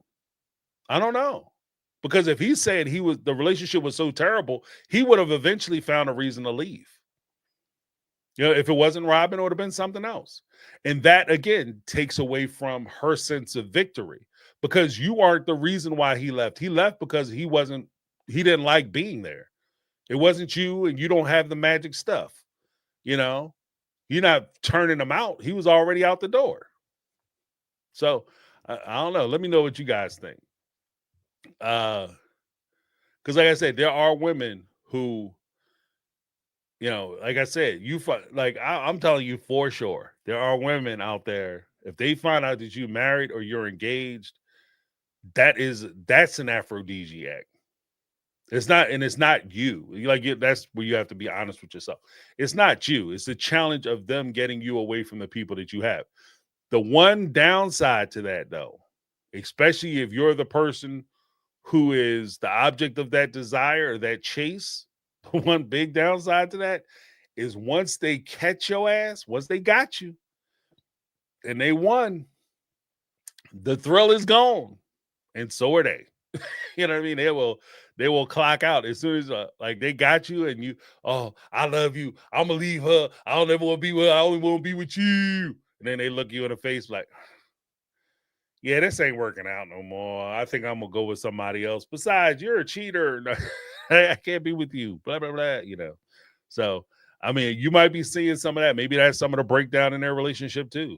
Because Robin, if she is one of those people, and she was attracted to Cody because he was married and he was happy, and she felt like she was in competition with those wives. Not only did the wives leave, but the wives are displaying that they don't want him anymore.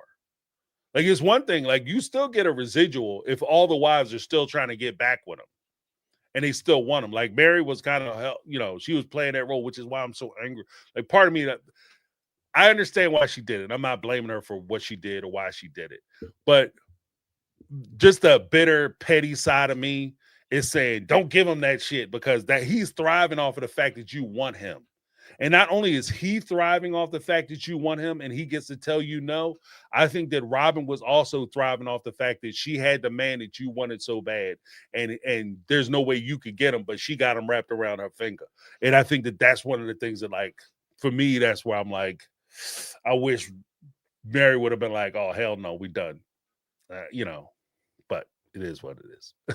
It is what it is. Thank you so much. Next up, we got Raider Ma in the house. Hey, James. Hi, this is Raider Ma. Sorry, I'm a little bit under the weather, so that definitely doesn't help my accent. But anyways, I'm still hung up on the whole, and I don't know if you guys have talked about this already. I missed some of the show, but I am still hung up on the whole pilgrimage thing. Even that English is not my first language, I know what that word means, and nothing of what Cody did says pilgrimage to me. I think it would have been more appropriate of him just, I don't know, maybe driving by himself and thinking about everything that he has done. I think it would have gone a long way for maybe him inviting all the boys at the very least, have some conversations with them. I think people underestimate the value of an honest apology. Somebody that can look at you in the eyes and say, I'm sorry, I'm really sorry, and mean it, and tell them, why are you sorry? I'm sorry that I wasn't good to your mothers. I'm sorry that I was an absentee father. I'm sorry that I wasn't the person that you needed growing up. But I'm here right now, and I'm willing to do whatever it takes to get you back in my life, because I don't want to lose another son. Something like that, to me, it would have been more fitting. But I guess he couldn't do it. What do you think? Love you guys. Bye. All right. Raider Ma, let me tell you right up front, you don't never have to apologize for your accent. Never. Don't never apologize for your accent. The next thing, like when pushing on the show, I think that the point is actually well founded. I think that so much, like there's so much that you can say. Like, there's so many points that you can make off of that. First point, just the general thing, like the power of saying, because it's not just the idea. Let's be very clear. It's not just the point of saying you're sorry. It's recognizing and acknowledging the harm that you caused to somebody else, to that person.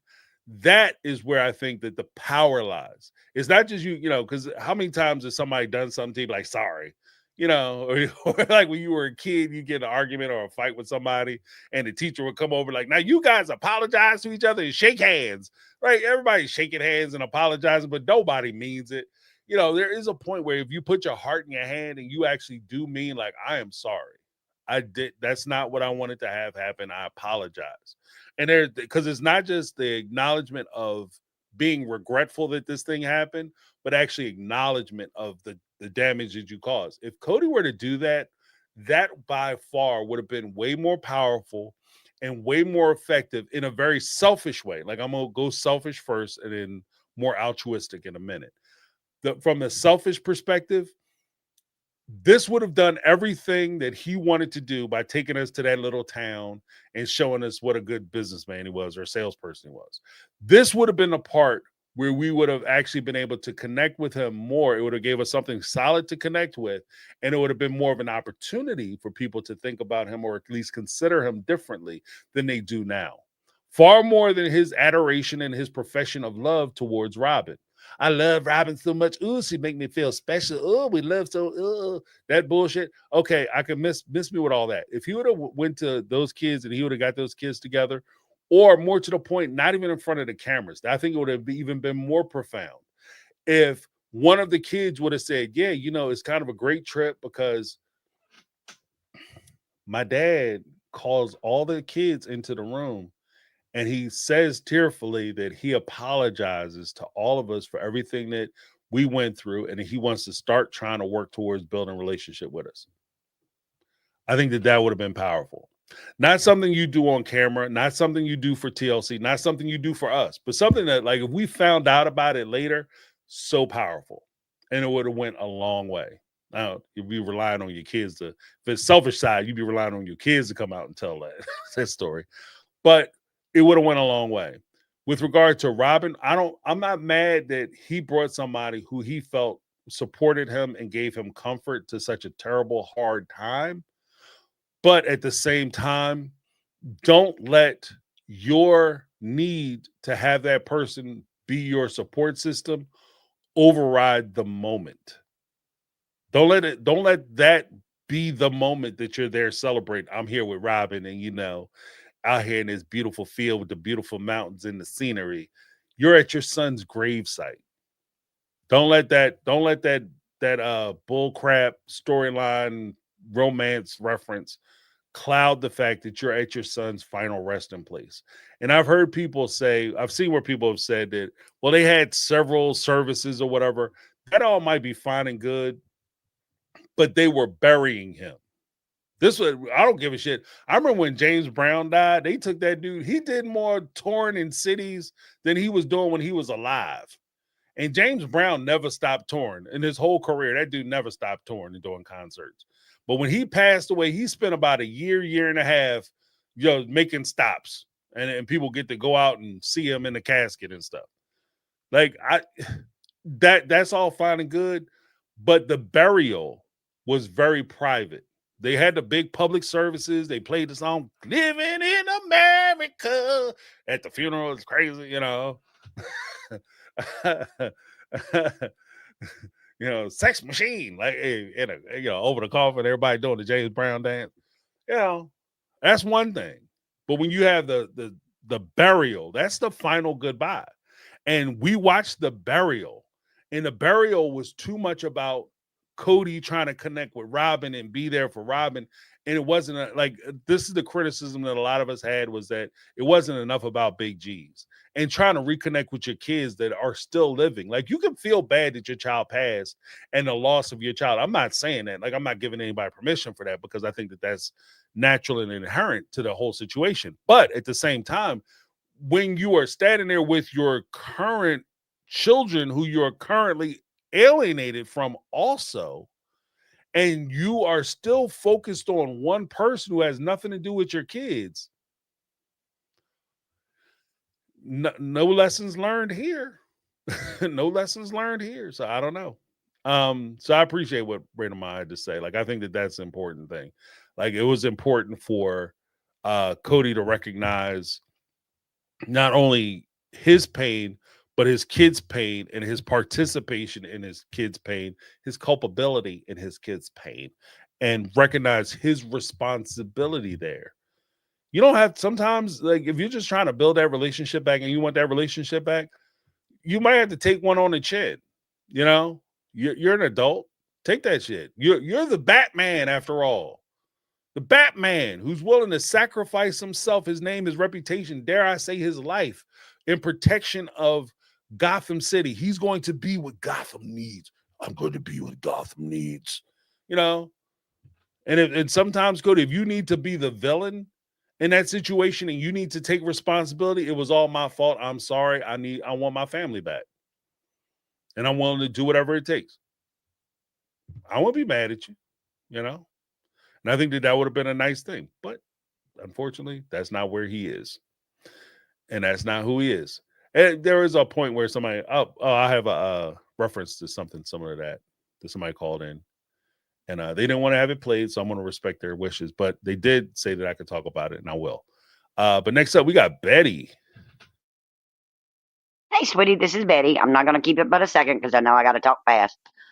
I just wanted to say maybe you could touch on the fact that narcissism can run in any family of any income, and that narcissists cannot, which I truly believe Cody is, cannot recognize the harm they are doing, and they will rewrite that story, period. And they cannot accept responsibility. They just simply can't. It's not going to happen. Betty coming in with dropping bombs, truth bombs. I 100% agree. I think that like the narcissistic personality disorders, I think it's like that with any mental illness, you know, narcissism, depression, anything, schizophrenia, whatever, psychopathy. I think that any big ones, any of those things could touch anybody. Like, it doesn't know any cultural, racial, social, economic, whatever situation. Like, there's no barrier that's going to prevent you from potentially having people in your life who suffer from mental illness.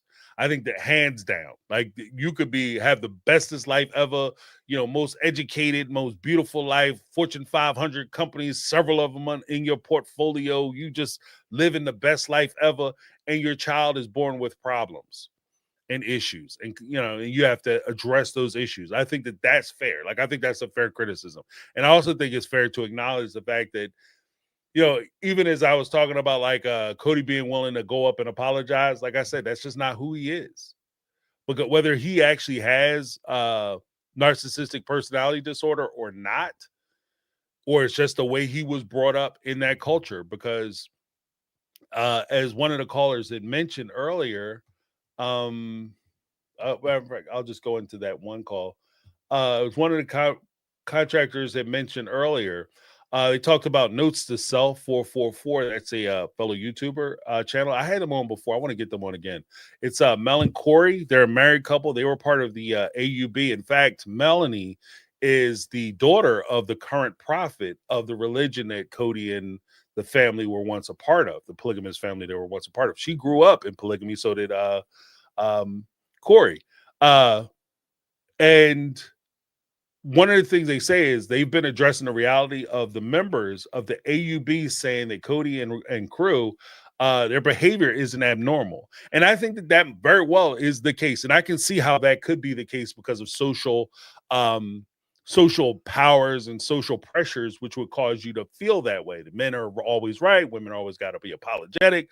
We're the center of attention. And even if I think Bender Fisher King had said that, you know, Cody in their family was the progressive one. He was the like the hippie almost, with these crazy ideas that women were equal to a point, I guess, you know, should have some independence and some freedom of thought.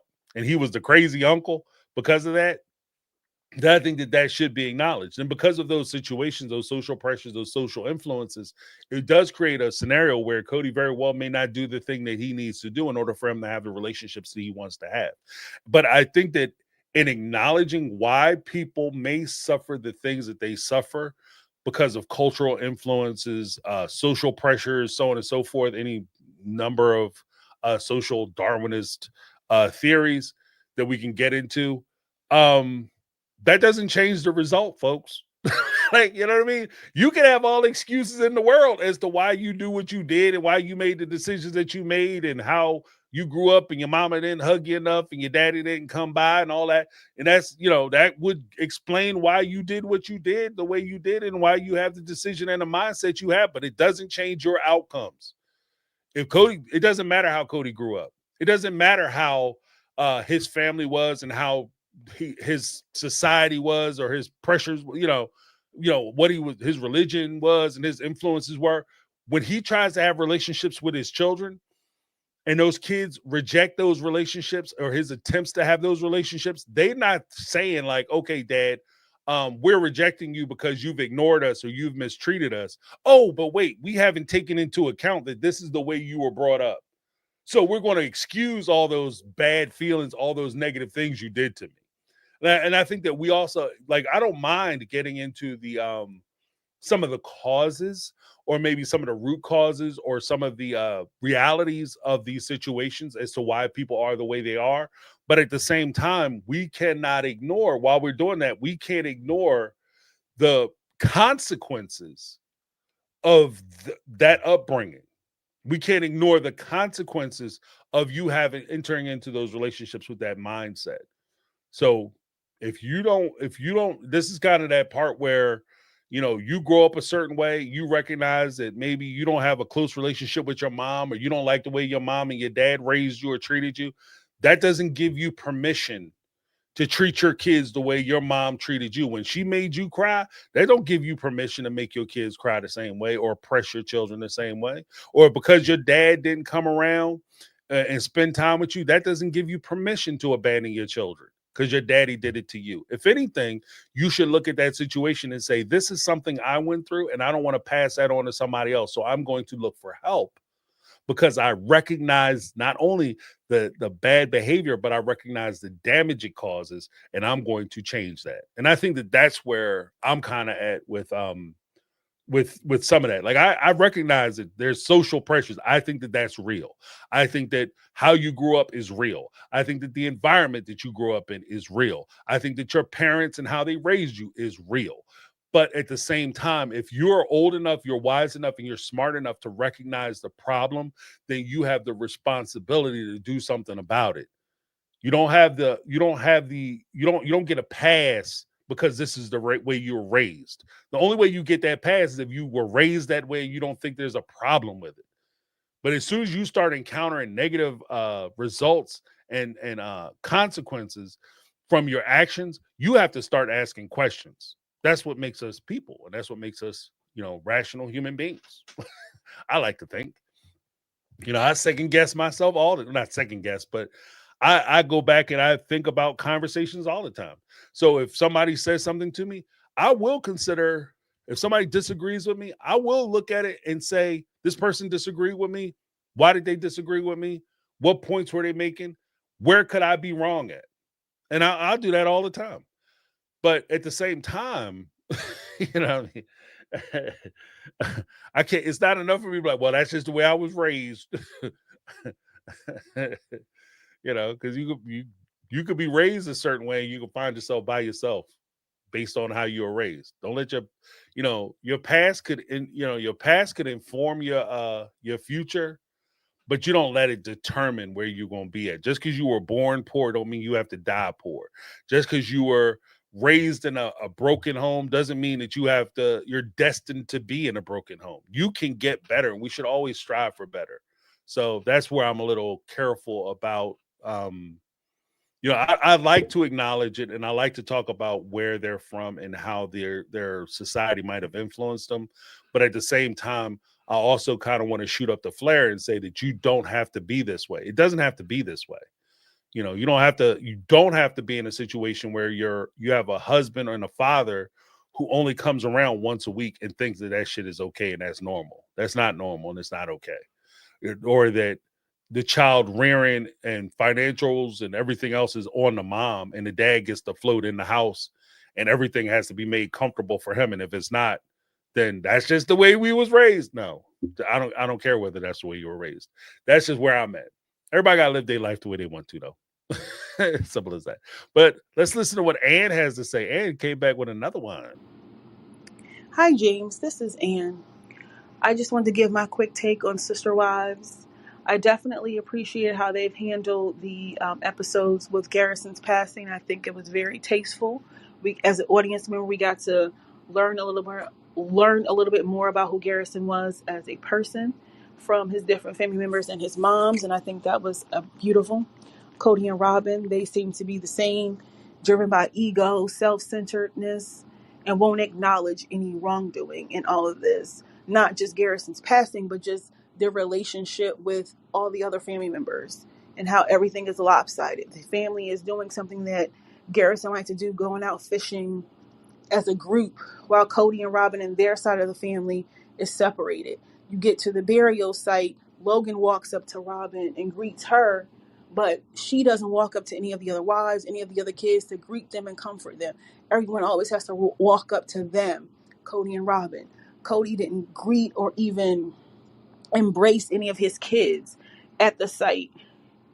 And I think that is very telling. We haven't seen Robin reach out to Janelle just to comfort her and see how she's doing. It's all about, well, Cody is grieving. Yes, his mom is grieving too. His other siblings are grieving. Why haven't you reached out to them? Even the siblings that live right there in Arizona with you. Why does everyone always have to reach out to? Okay, she cut off, but I agree with her. I think that it says a lot. Like that, like I said, it's a missed opportunity. And the sad part is that I think that maybe later down the line he'll look at that and see that for the missed opportunity that it was. That was an opportunity where he actually could have said, bridges could have been, if not repaired, you might have to in some of these situations, and this is the hard part about it. The OG-13 are not children anymore. Like they're your kids and they'll be your children forever, but they themselves are not children. And when you break that bond, you break that relationship and you have that separation of time, you're going to have to, it's not about rebuilding a bridge to them. You actually have to make a new bridge. You have to, it's not starting over because they're not total strangers, but your relationship is not going to go back to the relationship that you once had with them. They're not going to come to you, ask you for advice or look to you for certain things because you were never present for those things. So your relationship is going to look completely different than possibly any of the relationships that you have with Robin's kids. And that's okay. But it's not that one is better or one is worse. It's just that it's going to be different. And the sad part is that if he would have took the opportunity to maybe reach out to the kids, that would have been a chance he could have had to start putting down that first brick or lay the foundation for that new bridge to be formed to those children. And I think that that's one of the things that and maybe I'm overstepping, but I think that that's some of the things that some of the fan base are looking at when they see that he's out there and the kids are trying to come over and greet them and they're not trying to be involved with the family because we're living in our guilt and our grief and we lost people. We lost someone special to us. And you're saying that to people who also lost people. Janelle lost a son. Cody lost a son. Janelle lost a son. Robin, I lost my stepson. Mary and Christine knew him when he was born. They didn't meet him when he was a teenager, and they didn't cut him off when he was, 20 years old. They knew him when he was born. Okay. So whatever loss you feel, their loss can be considered to be more profound. My kids lost their brother. Yeah, but these kids lost their brother, their blood relative that they actually knew. And I think that that's also one of the things that we have to talk about with regard to the why Robin, Cody, and the kids didn't look sad. They were walking through town and everybody just kind of smiling and shit. I think that the sad part about it is that how are you sad for a stranger? And when it comes down to like the three older kids, maybe maybe the two girls, definitely the two younger kids, Garrison was a stranger to them. Those other kids that are there at the funeral site, they're all strangers as far as they're concerned. Yeah, this your cousin Tommy. You haven't seen him. And then they always say some stuff like, yeah, last time I saw you, I had to change your diapers. Like, okay, I'm in college now. I don't know you. Like we're not we're not cool. We're family, apparently. That's what they tell me. I don't know that for sure, but that's what they say. It's one of those situations. So it's shame on them for allowing so much time to pass. Shame on them for missing the opportunity for the kids to get to know their people. That's important. But again, if they want to try to rebuild a relationship with them, they got to go back and they have to start from scratch. These are not children. You're not going to you're not jumping in a time machine, going back to Logan and them and start talking to them like they 5 again, or Logan when he was in high school going into college and you having those kind of conversations. Logan's a grown ass man with a wife, a house, a mortgage, and a full ass career. Like, like, same thing with Hunter and even Gabe and them. Like they're fully formed adults now. So you have to approach them different because you just let too much time pass. You missed a lot of things. Next up, we have Daisy Reyes. What's going on, Daisy? Hey, James, I just wanted to make a couple comments about the show. Firstly, I think it's so disgusting how Cody and Robin are still trying to make the wives jealous with their sexual attraction, and they're always making sexual innuendos and how they're so crazy about each other, knowing that it was a point of contention with the wives that their intimacy wasn't being made a priority because obviously he didn't love them enough to make it a priority. Secondly, I think that it's super whack how Cody's trying to rewrite history and make himself out to be like this superstar salesman. Salesmen, like, they're just so sleazy to me. Like, when people brag about being salesmen, like, I just think of the Wolf of Wall Street and people convincing other people or manipulating them into making shitty deals or shitty purchases. And then my third point, it's so crazy to think that if Christine hadn't left, Mary and Janelle would still be putting up with him and still be having game ran on them by Cody. It's insane. All right. I agree with all 3 points. Like the one thing I will say about salespeople. Hey, James, I just wanted to make a couple comments about. Hold on. The one thing I will say about salespeople is that it's a personality type. Like for people to be successful in sales, typically it's a certain personality type. It's not necessarily Cody kind of comes off more like sleazy, stereotypical salesperson who's always in there trying to hustle and make moves and tell whatever story. Like the weird part is that you don't have to be that kind of salesperson. You know what I mean? Like it's being that type of salesperson to me is indicative of how Cody is kind of presented on the show as to how he lived his life. He lived his life based on the perception of other people. How other people felt about him, how he presented himself to other people is far more important than the actual substance of who he was. And I think that you see a lot of that throughout the entirety of the seasons. So even when he does, like, he tries to out talk and over talk people and try to get his thing because he wants to say his particular piece a certain kind of way. And when he does that, it's he's smarter than everybody else, and he's just trying to explain to people, and he's trying to sell it to people because he's a salesman, because that's how I identify. You can be the kind of salesman that people will go back to. As an example, if I go out and this is something that I used to do when I would hire vendors or people to work for me or do things for my company. One of the things during the interviews or during the onboarding that I would tell anybody who was going to do any type of service or vending service for my company was that, flat out, if I give you an assignment or I come to you and I say, like, I need you to do X, Y, and Z, If you tell me from the beginning, James, we appreciate your business, but we can't do this. We don't have the facility. We don't have the equipment. We don't have the know-how. We don't have the knowledge. We are swamped. We're overworked at our place. We're full up. I'll take that. I'll thank you. I will give it to somebody else, but I will keep you in mind the next time I have something come up, because you've demonstrated to me that you're trustworthy, and you told me what I need to know from the beginning, right? But if you're the kind of salesperson that you're always trying to figure out the angles, then you're going to take on a job or a responsibility that you're not going to be able to complete. In which case, you're doing the one thing that you're not supposed to do if I'm hiring you to do a job. You're making me look bad.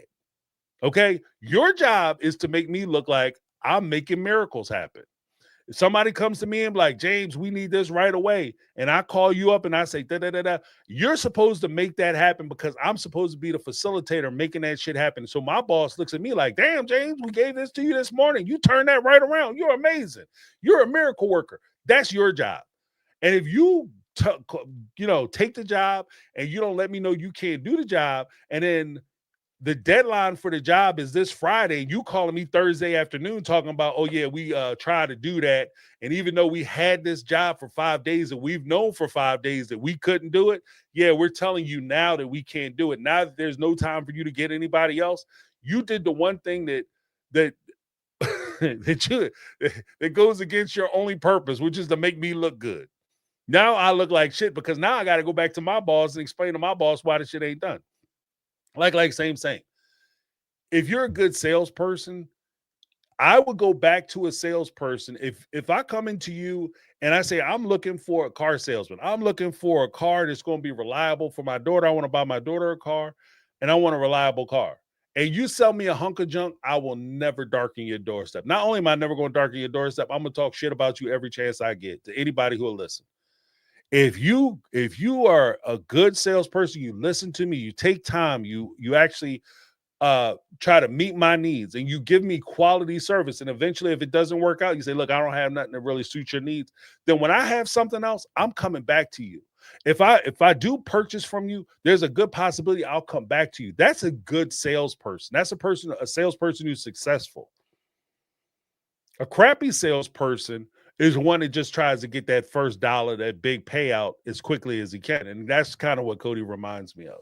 So I like that whole way he presents himself, the importance of like showing off. Like you pull up to the show, you got a convertible Lexus, and you got the convertible Lexus. And I do want to do something about that, like the parallels to that. You have the convertible Lexus in the first scene, first episode. And you pull up talking about what a great husband you are and what a great man you are because you have all these wives who love you. And I think it's a very interesting turnabout that for this last tell-all, he goes with Robin in his brand new convertible white car with her, talking about all that shit was a lie. Because it's all about the presentation. At the same time, we were talking about TLC paid for them to go on vacation. It was about how he looked. So he wanted to look like he had money, so he had a convertible Lexus. But they're sitting around eating nuts and damn berries and shit on vacation because he can't afford to feed her. But hey, you got an expensive luxury sports car sitting in your driveway because it's all about the look. And I think that that's one of the downfalls to like how this whole thing is coming together. Even with like Robin's jealousy, everybody's looking at Christine and celebrating Christine's wedding, and she's kissing on David. So I'm gonna kiss on Cody and talk about how sexually attracted I am to him, because I want people to see me the same way they see her. The thing is, we see you for who you are. If Christine is in love with David and she's happy with David, we're not just celebrating their love. We're also celebrating, low-key, we're celebrating the triumph of her leaving a toxic, bad situation and finding a healthy new one. Robin, you're still in the same damn situation. And to be honest with you, you were the toxic relationship. So what am I celebrating? That's why you're not getting the same results in your presentation. Just saying. Next up, we have the last caller. We have Caramel Cuties, one of our OG, triple OG mega mods up in the house. Let's hear what Caramel Cuties at. Hi, James. Carmel Cuties. Um, I'm extremely bothered by last week and probably the week before's episode. Robin and Cody's behavior, redemption arc, all of the above. But their behavior when it comes to Big G's actual funeral, it it's above my pay grade for one, even as a fan. But to see and hear what Cody was saying about the dream, which I call BS on as well, but to see him trying to get his redemption arc at a time where it should have been solely about grieving about his son. Cody always has to have the limelight. He thinks he's the main superstar. And I feel like they taunted him, they bullied him, they didn't like him in life. I don't even know why he was even allowed to be there, so-called grieving at the funeral. Like, yeah, he's the father. Doesn't mean automatically he has certain row seats. And he brought his wife, who his son did not like. I'd like to get your take on that again. Thank you for calling in, Caramel Cuties. I appreciate that. Yeah, 100%. Like I think that I said that shit before. I'm a little petty. I'm petty. Don't be like me. Like I said, the Lord's still working on my ass, so I'm not anybody's example. But if I've always said, like, if you didn't mess with me in my life, don't come to my funeral and be tripping. Like, don't be there talking about, oh Jay, oh God, I gotta sit in the front row. I was his bestest friend. No, you wasn't. So I think that does play a part. But to the bigger point of the redemption arc, it's just so poorly played. Like the sad part is that I don't know whether it's TLC doing it, because maybe they had like those sad breakdown moments where they were crying and inconsolable and TLC just didn't air it. I don't know. But it is a bad look when people are showing up to mourn this young man's passing and you're doing stuff like, oh yeah, they're all together as a family. And my question is, I know you probably weren't invited, but did you ask to go? Did you say, like, and this is where I think that there's kind of an incumbency. Like, I understand the importance of you trying to get your wife accepted, but at the same time, sometimes you got to make sure you're hooked up before you can hook somebody else up. It's that idea, like when you're in high school or maybe even college, whatever, and your friend meets somebody and they like, man, my girl, she's so beautiful. And the other buddy is like, oh man, see if she got a friend. Well, ho. Before I hook you up, I got to make sure I'm hooked up. I got to make sure I'm in before I bring you in and start meddling in the puddle or whatever, the little social pond, and I think that in that same vein, as adults, you recognize that Cody needs to go by himself and try to mend those relationships with his kids. And Robin can play in the backfield, she can support him from home, support his ass from home. Be on the phone with him and talking to him. Yeah, how'd it go? What? They didn't show up. Well, just sit a little longer, Cody. Only been there 5 minutes. Like, be that person. You don't have to be in order for you to accept me, you have to accept her. Get accepted first. Like, I think that's one of the things that, like, that disconnect is kind of weird to me. Listening to him talk about it, like, yeah, the only reason I don't talk to the kids is because of Robin. No, jackass, is you. They're not talking to you. They're not talking to Robin. They've been not talking to her. They're not talking to you. So you have to form that relationship. And I think that's the part that I think he's really missing, is that you have to be able to be a big boy, be an adult, tell your wife to stay home, get on your own 2 feet, walk your ass over to your kids and have a conversation. You don't have to have the conversation with an audience. You don't have to have Robin there interpreting your words or some old bullshit that she told you. No, go there and you build a relationship with your kids. The fact that Robin, and I'm just going to touch on this real quick, and then I'll get into the super chats. Thank you, Carmel Cuties. I appreciate the call. I hope I addressed it. But the fact that Robin has consistently tried to play the I need to translate for Cody. I want to be there for Cody so to help his kids understand what he's talking about. That mindset tells me that you guys think that for some reason, because he's the dad or a man or a father or husband, that somehow he can't emotionally connect with his children. And it's on the wives, that's more or less support of the idea that it's on the wives to keep and maintain these relationships with the kids for the father. And I'm here to say that categorically, that's bullshit. That's bullshit. You go as a man, you go have a relationship with your kids. Your relationship with your kids is your responsibility. It's not your wife's, it's not your girlfriend's, it ain't your baby mama's. It's your responsibility. It's on you to pick up the phone. It's on you to make sure that your kids are okay. It's on you to create experiences with your children that they can look back on and remember their father. Nobody is looking back, remembering a time that they were hanging out and maybe their dad was there, but at least their stepmom was there to interpret or translate what their daddy was talking about. No, I've never heard somebody say, yeah, there was a special time when we went down to the river and we was fishing.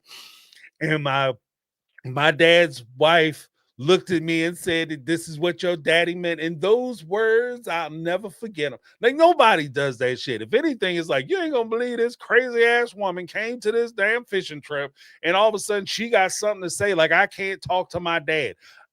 But y'all don't speak the same damn language. I bet you money they don't. None of them speak a second language. Y'all speak English. If to hell with it. I need to be able to figure out what he's talking about myself. I don't need your help translating or whatever. Oh, he's not saying it as eloquently as he. This ain't a TV show, it's a relationship. So with that, I mean, I think that there's definitely room where Cody is overplaying the importance of Robin in those other relationships. Yes, 100%. If I as a husband and as a partner, his support should be on his wife. Look, guys, I'm just asking, don't disrespect my wife, especially to me. Right? When it comes to Robin, don't disrespect her. In fact, why would you go to your kids? I don't even want to talk about Robin. I want to talk about you guys. I don't want to talk about your relationship with Robin. I want to talk about what's going on with you. How are you making out in school? How are you making out with your husband? What's going on in your life? I don't want to sit here. I know what's going on with her. I don't want to talk about her. I want to talk about you. I want to talk about our relationship. And if he had that approach, I think that would go a lot further than just, oh, they have to accept me and Robin. And so when Robin comes in and that by you introducing, last thing I'll say on this, by you introducing Robin into the scenario, you're also hoping and praying and relying on the fact that she has the best interest of your relationship being mended and maintained with your kids in mind and in practice. In other words, if you rely on somebody like Robin, who doesn't really want you talking to those kids, she could simply ask a question and sabotage your entire relationship. Or she can make an off-brand comment and sabotage your entire relationship. Or she just do her. Okay, guys, I know you have this emergency, but we're going to make it all about me and my feelings. And that sabotages your relationship with your kids. Leave your wife at home, especially if you don't want your wife brought up or talked about. Stop dragging her into situations where she's going to be brought up and talked about. They can't talk about it. If she's not there, she's not present. Look, guys, I don't want to talk about my wife behind her back. I just want to spend time with you guys. And who wouldn't respect that? But when you make it all about Robin, you can't be mad that that's all they want to talk about, dummy. That's just where I'm at. That's where I'm at. But let me recognize some of these super chats. I know. Let's see. Oh, let's be at something to say. Let me see this. James and Cody, is about control. Them not bending to his will and fanning over Robin to him is a disrespect. This is true. But you're right. He should have focused on his kids, not their relationship as a couple. Yeah, I mean, I think that it all comes down to just the selfish nature of it. I think that it's partly the way he was brought, it's partly the religion, it's partly his view on life, that he's the most important part. Like, he's that guy that when when you growing up, it'd be like, at some age, and pardon the disrespect on this, but at some age, like, you would tell your buddies, you, bro, your mama told you that you are special, that you are unique, and you are the end all be all of the universe. What should have happened is she should have popped the titty out your mouth and let your ass grow up. Like, you got to grow up. It's not just about you spending time with your wife. You got to grow up and stand on your own 2 feet. It's not just about you. Life doesn't just revolve around you. And that's what I would say to Cody. It doesn't revolve just around you. It's not just about your relationship with your wife and everybody kissing your ass because this is a relationship you enjoy.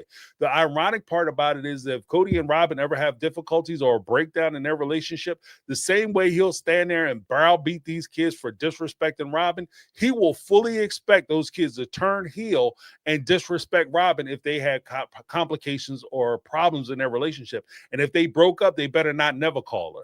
But right now, because he's with her, they supposed to be kissing her ass and looking up for all kinds of advice and always seeking her out. But if they break up, all of a sudden you're supposed to not have any loyalty whatsoever to her. That, because if you do call her and talk to her, then that's complete disrespect to me, and you're disrespecting me, and you're not loyal. And where's the loyalty?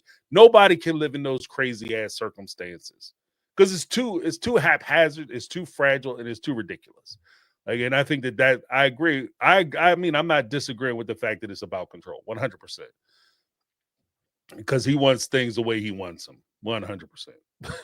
But I'm just saying, again, this is one of those points where how you were raised does not have to dictate your life, and more importantly, it doesn't take into account the outcomes that you can expect to receive, because the way he was raised caused him to think that he's the end all be all. He's the sun rises and sets in the crack of his ass. And what he found out was the hard truth, that it doesn't. That these kids will go on and they will have great lives without you. And they will live their lives without you. And so if you want to be a part of their situation, you have to recognize that you are not the main character in this story. Okay, you're the main character in your story, but you're a side note in theirs. You're a cameo. Get it? Pun. He's a cameo in their thing. He's Stan Lee in a Marvel movie. Like, that's just the way it works. So I just I kind of, if he's going to try to work it out, there's some things he's going to have to fundamentally change about the way he approaches these relationships. And one of those things is that stop dragging your wife into the middle of these relationships and then being mad that your wife is getting drug in and brought up every time you talk about these relationships.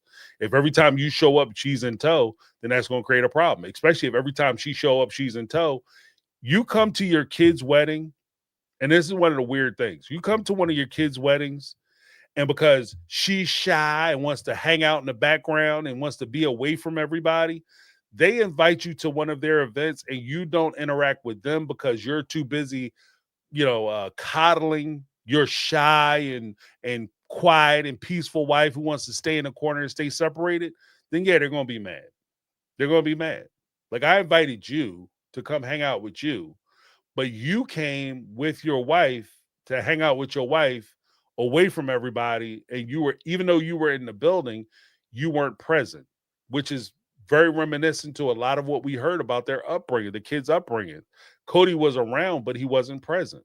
He thinks because he was in the house, because I wasn't at the bar in Lehigh, or I wasn't down at the Shaky Butt Strip Club in Lehigh or in Vegas, and I happened to be spending my time in Christine's house, even though I was on the phone with Robin or texting with Robin all night. Just the sheer fact that I was in Christine's house, that was enough. I was there. I was always present. You were there, but you weren't present. There is a difference. And I think that that's one of the challenges that he has to overcome. And again, that's just the difference between how he was brought up. There was a time where as long as a man came home and he didn't go to another woman's house, he was a good man. Those standards have shifted. The environment has changed.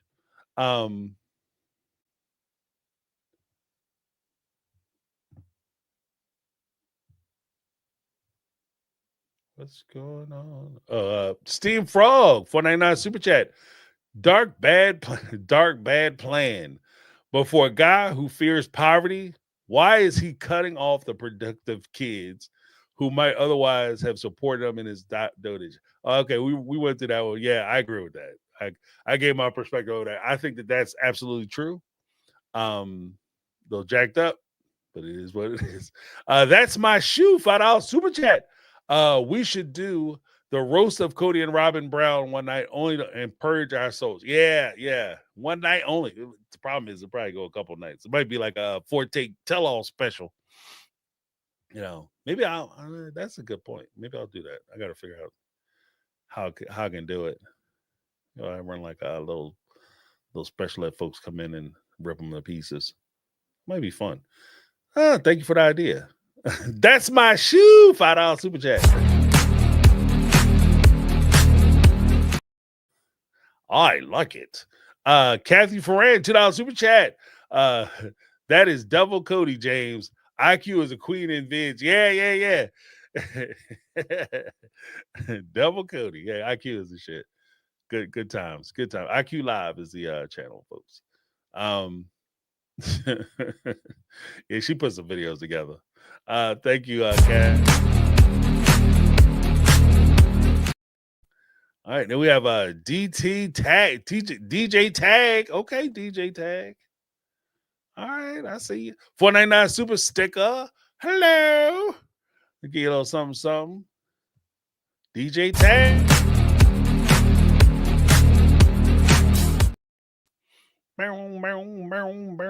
Steam Frog 99, 499 super chat. Looking at that white convertible and just thought midlife crisis part 2. Yeah, right. Midlife crisis part 2. Yeah, that thing, man. It's a nice car. It's nice. But as one of the callers that mentioned earlier, you realize, like, if you're ever in a situation where you meet people who have a lot of money, you recognize that, what do you say? Money can't buy you happiness, but if you got enough of it, you can rent it for a little while. That's for damn sure. But when push them down to shove, money is like success. Money gives you the opportunity to be the person that you always were. If you are always a lonely, sad, terrible, horrible person, miserable person, you having a bunch of zeros behind your name is not going to make your life better. Like, you're not going to smile more. When people think about, like, I want to be rich, what they're thinking about primarily is, I just want to be in a situation. I'm okay with who I am. I just want to be in a situation where all my bills are paid. Where I'm not sitting here worried about money. That's usually what it is. It's like, I'm not trying to be rich so I could be somebody else. And I have people who like me, because even in that situation, if you're with people who are with you because you have money, they don't like you. They like the money, right? When you typically dream of being rich or wealthy, at least for me, I would say, I just want to be in a situation where all my bills are paid and I don't have to worry about, anything. I can take care of my family the way I want to. I could take care of myself the way I want to. And I could go and live life on my terms. That's what you think about. Like, but I wouldn't say I want to be a different person. And I think that that's where, some of that midlife crisis comes in. Like, you think that by having these things, replacing people with things, especially, that somehow your life is going to get better. It's not. Especially if you put yourself in a situation where you're financially compromising yourself and you're buying things that you can't afford, and you're paying for mortgages and car notes and things of that nature that you can't afford. And yeah, you got a nice car now, but where are you going to be in 4 years or 5 years? That financial planning comes into play. You don't want to be in a situation where, and especially with the people, you got to recognize your team too, player. And this is just me being honest. Like, maybe I'm wrong, but Robin does not strike me as the type of woman who is going to be okay with going from living in a $2.1 million home to an apartment. Like if things happen and you have to move, downgrade to that point, you're doing that shit by yourself. Okay? You're doing that alone. So just recognize it for what it is. Like, live your life how you live your life. Do your thing the way you do your thing. But please recognize that you are moving by yourself. So you might as well, when you go to U-Haul, just get enough boxes to fit your stuff in it. That's all I'm saying. But thank you so much, Steam Frog. Steam Frog. Steam Frog. What do they call that? Not escargot. It's I forget what frog legs are called. Don't eat them, so I don't need to know. Here's a little something.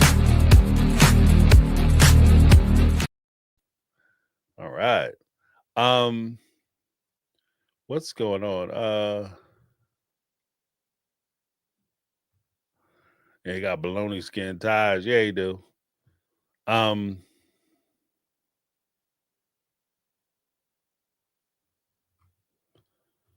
What's going on in here? Just checking one thing.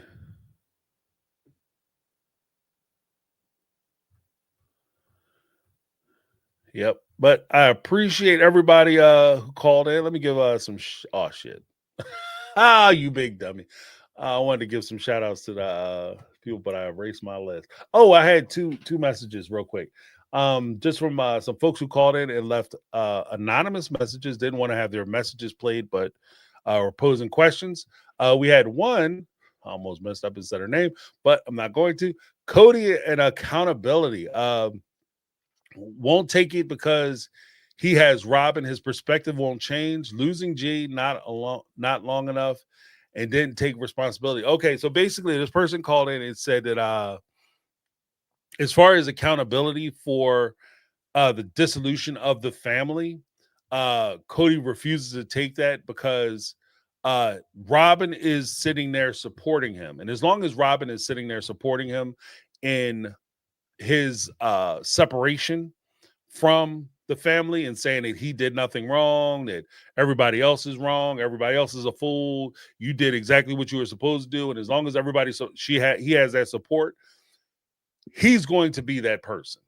And I think that that's a fair assessment. I think that he'll never, as long as he has that support, he'll never come back and say that he made a mistake, because that's what Robin does. Robin will sit around and kind of what we saw when he talked about Aspen. Oh, I had a communication with Aspen, and she said, oh, that sounds like a confrontation. She's always going to put the spin on it because she's looking to be the victim, and she's teaching Cody how to look to make himself the victim in all these situations.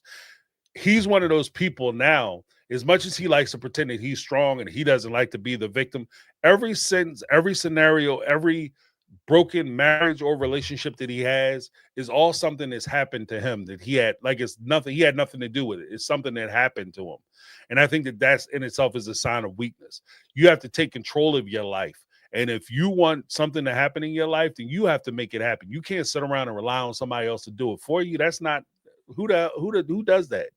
You know what I mean? That's not a winning plan.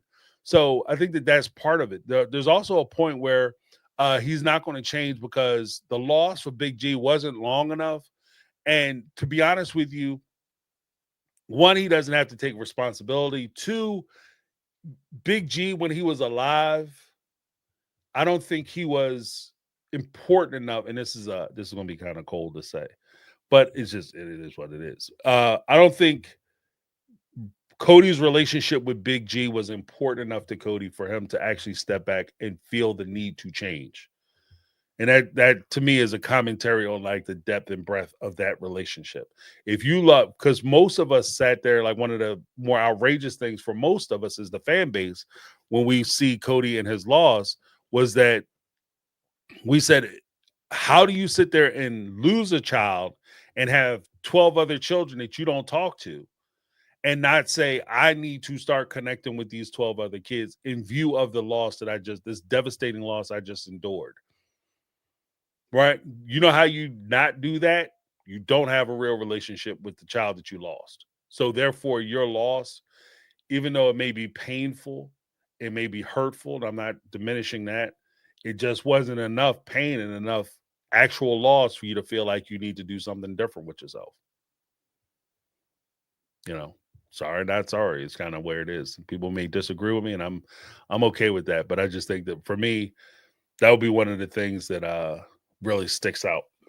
That if you really felt like you were lost in that moment, you had a serious loss, and you look at it and be like, I don't want to feel this pain again, you would do something not to feel that pain again. And he hasn't made any moves to not feel that pain again. So how hurt were you? That's, you know, just the question. That's just a question, not necessarily a statement. There was another anonymous call.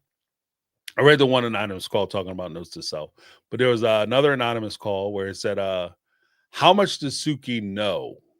Like, so they posed the question that like during the tell-alls, like how much does Suki actually, how much information is she actually given? Does she get all the info and then plays a role? And does that play a role in how much she can push back? Because she doesn't know a lot of what's happening, so therefore, or what has transpired in this season. So it kind of cuts her off as far as how much she can ask. I think that that's a possibility as a contributing factor, but I think that a bigger contributing factor as to why she wasn't allowed to push back in previous tell-alls is because Cody had the relationship he had with the production team, ergo Suki's boss. So if Suki were in a position where she really pushed back on Cody and some of the things that he presented, Suki's ass would have got fired. And to be honest with you, I 100% believe that if Suki were to come um at Cody in an accusatory way, that Suki's ass would have got fired. Like, she'd have been long gone. If she'd have bucked back or questioned them too hard, she'd have been long gone. So I think what we're seeing now is you know, Suki being a little more Suki. And they're kind of kicking off those chains a little bit. I see some stuff going on in chat just before we go. Somebody send me a message or what's happening with Betty? Something's going on with Betty. I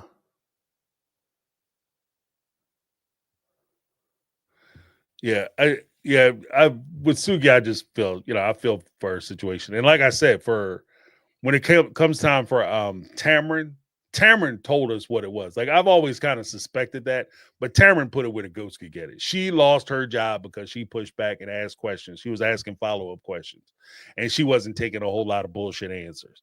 And because she didn't take a lot of the bullshit, oh yeah, we love each other because we're the best family, because she didn't take that, then all of a sudden, she was on the unemployment line.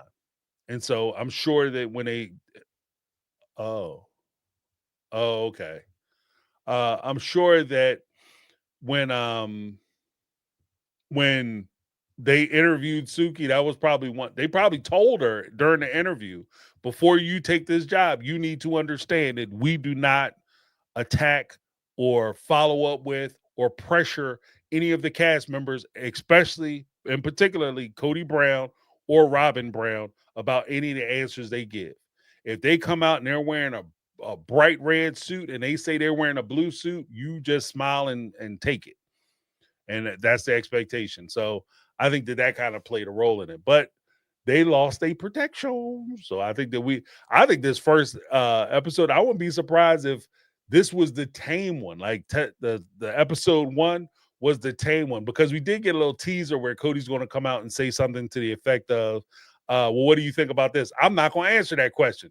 And she said, well, something to the effect of like, you're going to stop right there. No, you're not. I'm not shutting down. What are you talking about? Then I'm not going to answer, trying to be cute. But he's trying to be cute because he realized he doesn't have any other cards to play. Because there was a time when Cody would have pretended like he was going to get up and walk off. There's a distinct difference between this season and last season. When Suki was asking a question, he sat there and looked at his watch. Well, let me talk to you about you and Robin. He sat there and looked at his watch like, "Oh, you out of time. Your time's up. Unless you start asking some questions that I can answer, I'm leaving. I'm walking out." That's the energy he had last time. This time it's like he's keeping his ass on that couch. So it's different.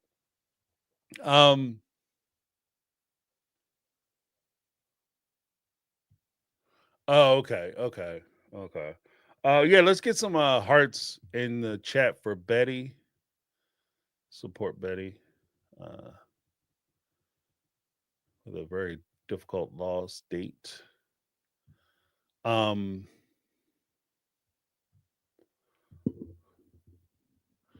Yeah. But with 3 hours. Oh my goodness. Yeah, I kind of went crazy on that first hour. That's totally on me. But yeah, I want to thank everybody for the super chats. Special shout out to everybody who dropped the super chats on Blair. Thanks for supporting the channel. Kathy Ferran, Darlene Hall, Betty Aldridge. Shout out to Betty. Put some hearts in the chat for her. Donna Reed, Steve Frog. Holla at your boy. That's my shoe. I do that every time I read a name. DJ Tag up in the house. Lizzie B. Lizzie B gifted one My Take on Reality membership. Thank you so much, Lizzie B. One of the mega mods, long-time supporter, mega mod. Appreciate you. Let me give Lizzie B a little something.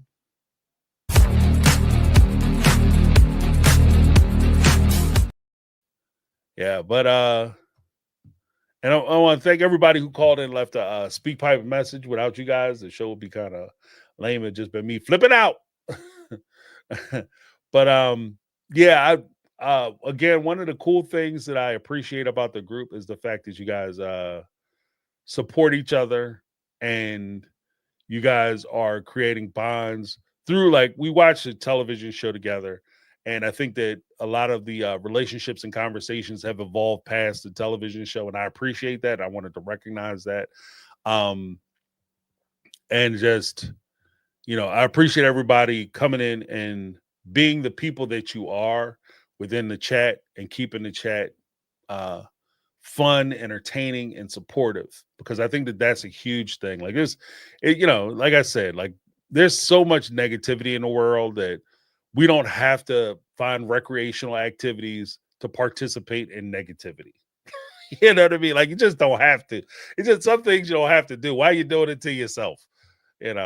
So I'm just saying, like, it's just I appreciate you guys, and make sure you take care of the people around you. And like I said, we can learn a lot. We talk about Cody and Robin and everybody else on the show, but we can learn a lot about how we conduct our relationships from what we see on the show. As mentioned earlier, like with Raider Ma, one of the things she talked about, like the power and the influence and the majesty, and just looking at somebody and apologizing for something that you did wrong. Like, you know what I mean? Like that one simple gesture, like you learn that as a kid. Like if you do something wrong, you apologize and then you can move forward. Usually what drags bad situations out longer than they need to be drug out is the fact that people don't recognize what they did wrong and how they hurt somebody. And then you turn around, and because you did something 2 weeks ago or 2 months ago, 2 years ago, and you never apologize for said thing, and then you're still talking about it 2 years later. I don't understand why we keep bringing up that old stuff, because you never apologized. You never recognized the pain that you caused me. And so, no, we can't move on. And just a simple acknowledgement that you did something wrong goes a long way. I think it goes a long way in being able to repair those situations, because in itself, Cody, that's you taking accountability for your actions and your involvement in this relationship and the breakdown of said relationships. And in fairness, like, quiet as is kept, the longer you go by not apologizing, the heavier that conversation is going to be. The more drawn out that apology, the more depth that apology has to have in order for you to get past it. You do something wrong, you acknowledge right off the rip, like, whoa, I messed up. Sorry about that. I apologize. I recognize what it did to you. I am not, that's the other part about it. Like when you apologize, don't apologize to me and then you be planning to do the same shit this afternoon. Like if you going out, you cheat on your spouse, don't come home and get like the tearful sorry apology and you got a date tonight. Like that's bullcrap. That's not you being sorry. Okay. Apology is not just is about you recognizing what you did wrong, you recognizing the pain that you caused somebody else, and there's an inherent promise that you will not cause said pain again in the future. That's the whole thing. Don't apologize to me and you planning to do it right again. You know, slap upside your head and oops upside your head and oops upside your head again. Like that's bullshit. Like stop that. Don't stop apologizing that if you plan on doing it. Don't lie to me. Don't lie to yourself. So I think that there's that point where you just immediately go back and try to mend that bridge. But it's been like Christina said, it's been 4 years that he hasn't been talking to some of these kids. So the apology, the conversation that you're going to have is going to be way different now than it would have been 4 years ago. And the more water under the bridge, the more life events happen, whether it's the death of a sibling or a son or a brother or whatever, or a sibling brother.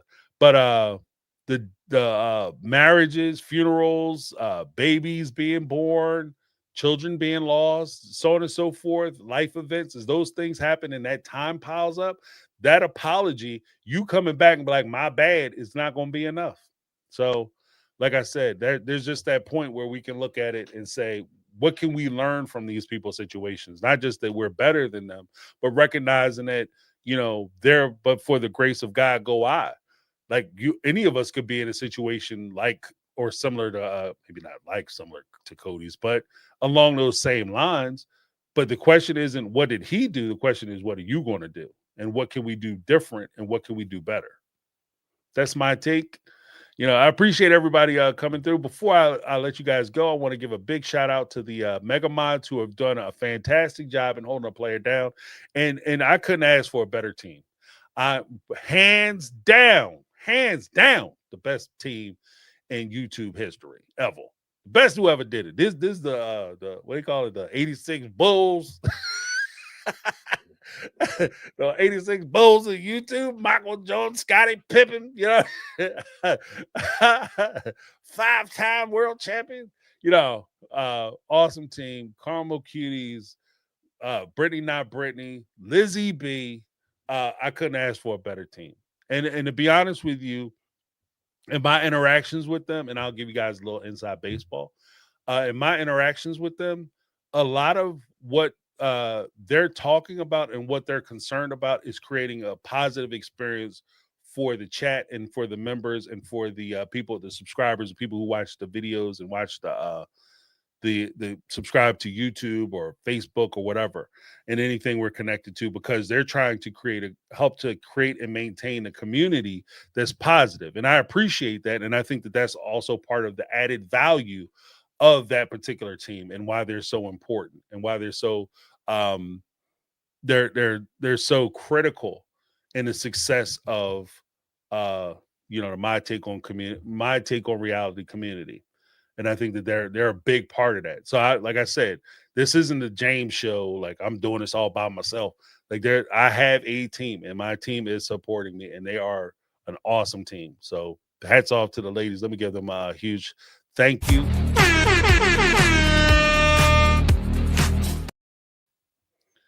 All right. Yeah, but I appreciate you guys so much for hanging out with a player, holding me down. I appreciate you guys.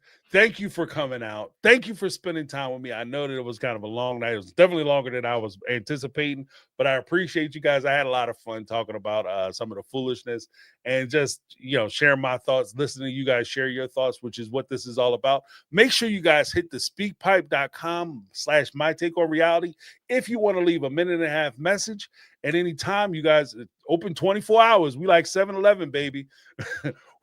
We may not always be doing business, but we're always open, if you know what I mean. So go ahead and leave that message down below. Make sure you check out the videos. I just dropped a video this morning or this afternoon talking about Cody's little Batman analogy during the tell-all. I think it's kind of interesting, if I say so myself. Please check it out. But thank you guys so much for coming out, hanging out with me. Appreciate you all. Thanks for staying cool in the chat. Thank you to everybody who left the SpeakPipe message. That's my take. I'm James. This has been my take on reality, and I'm 'Cause I've been living life right like I could just die any minute. Going for a ride down the side. Keys to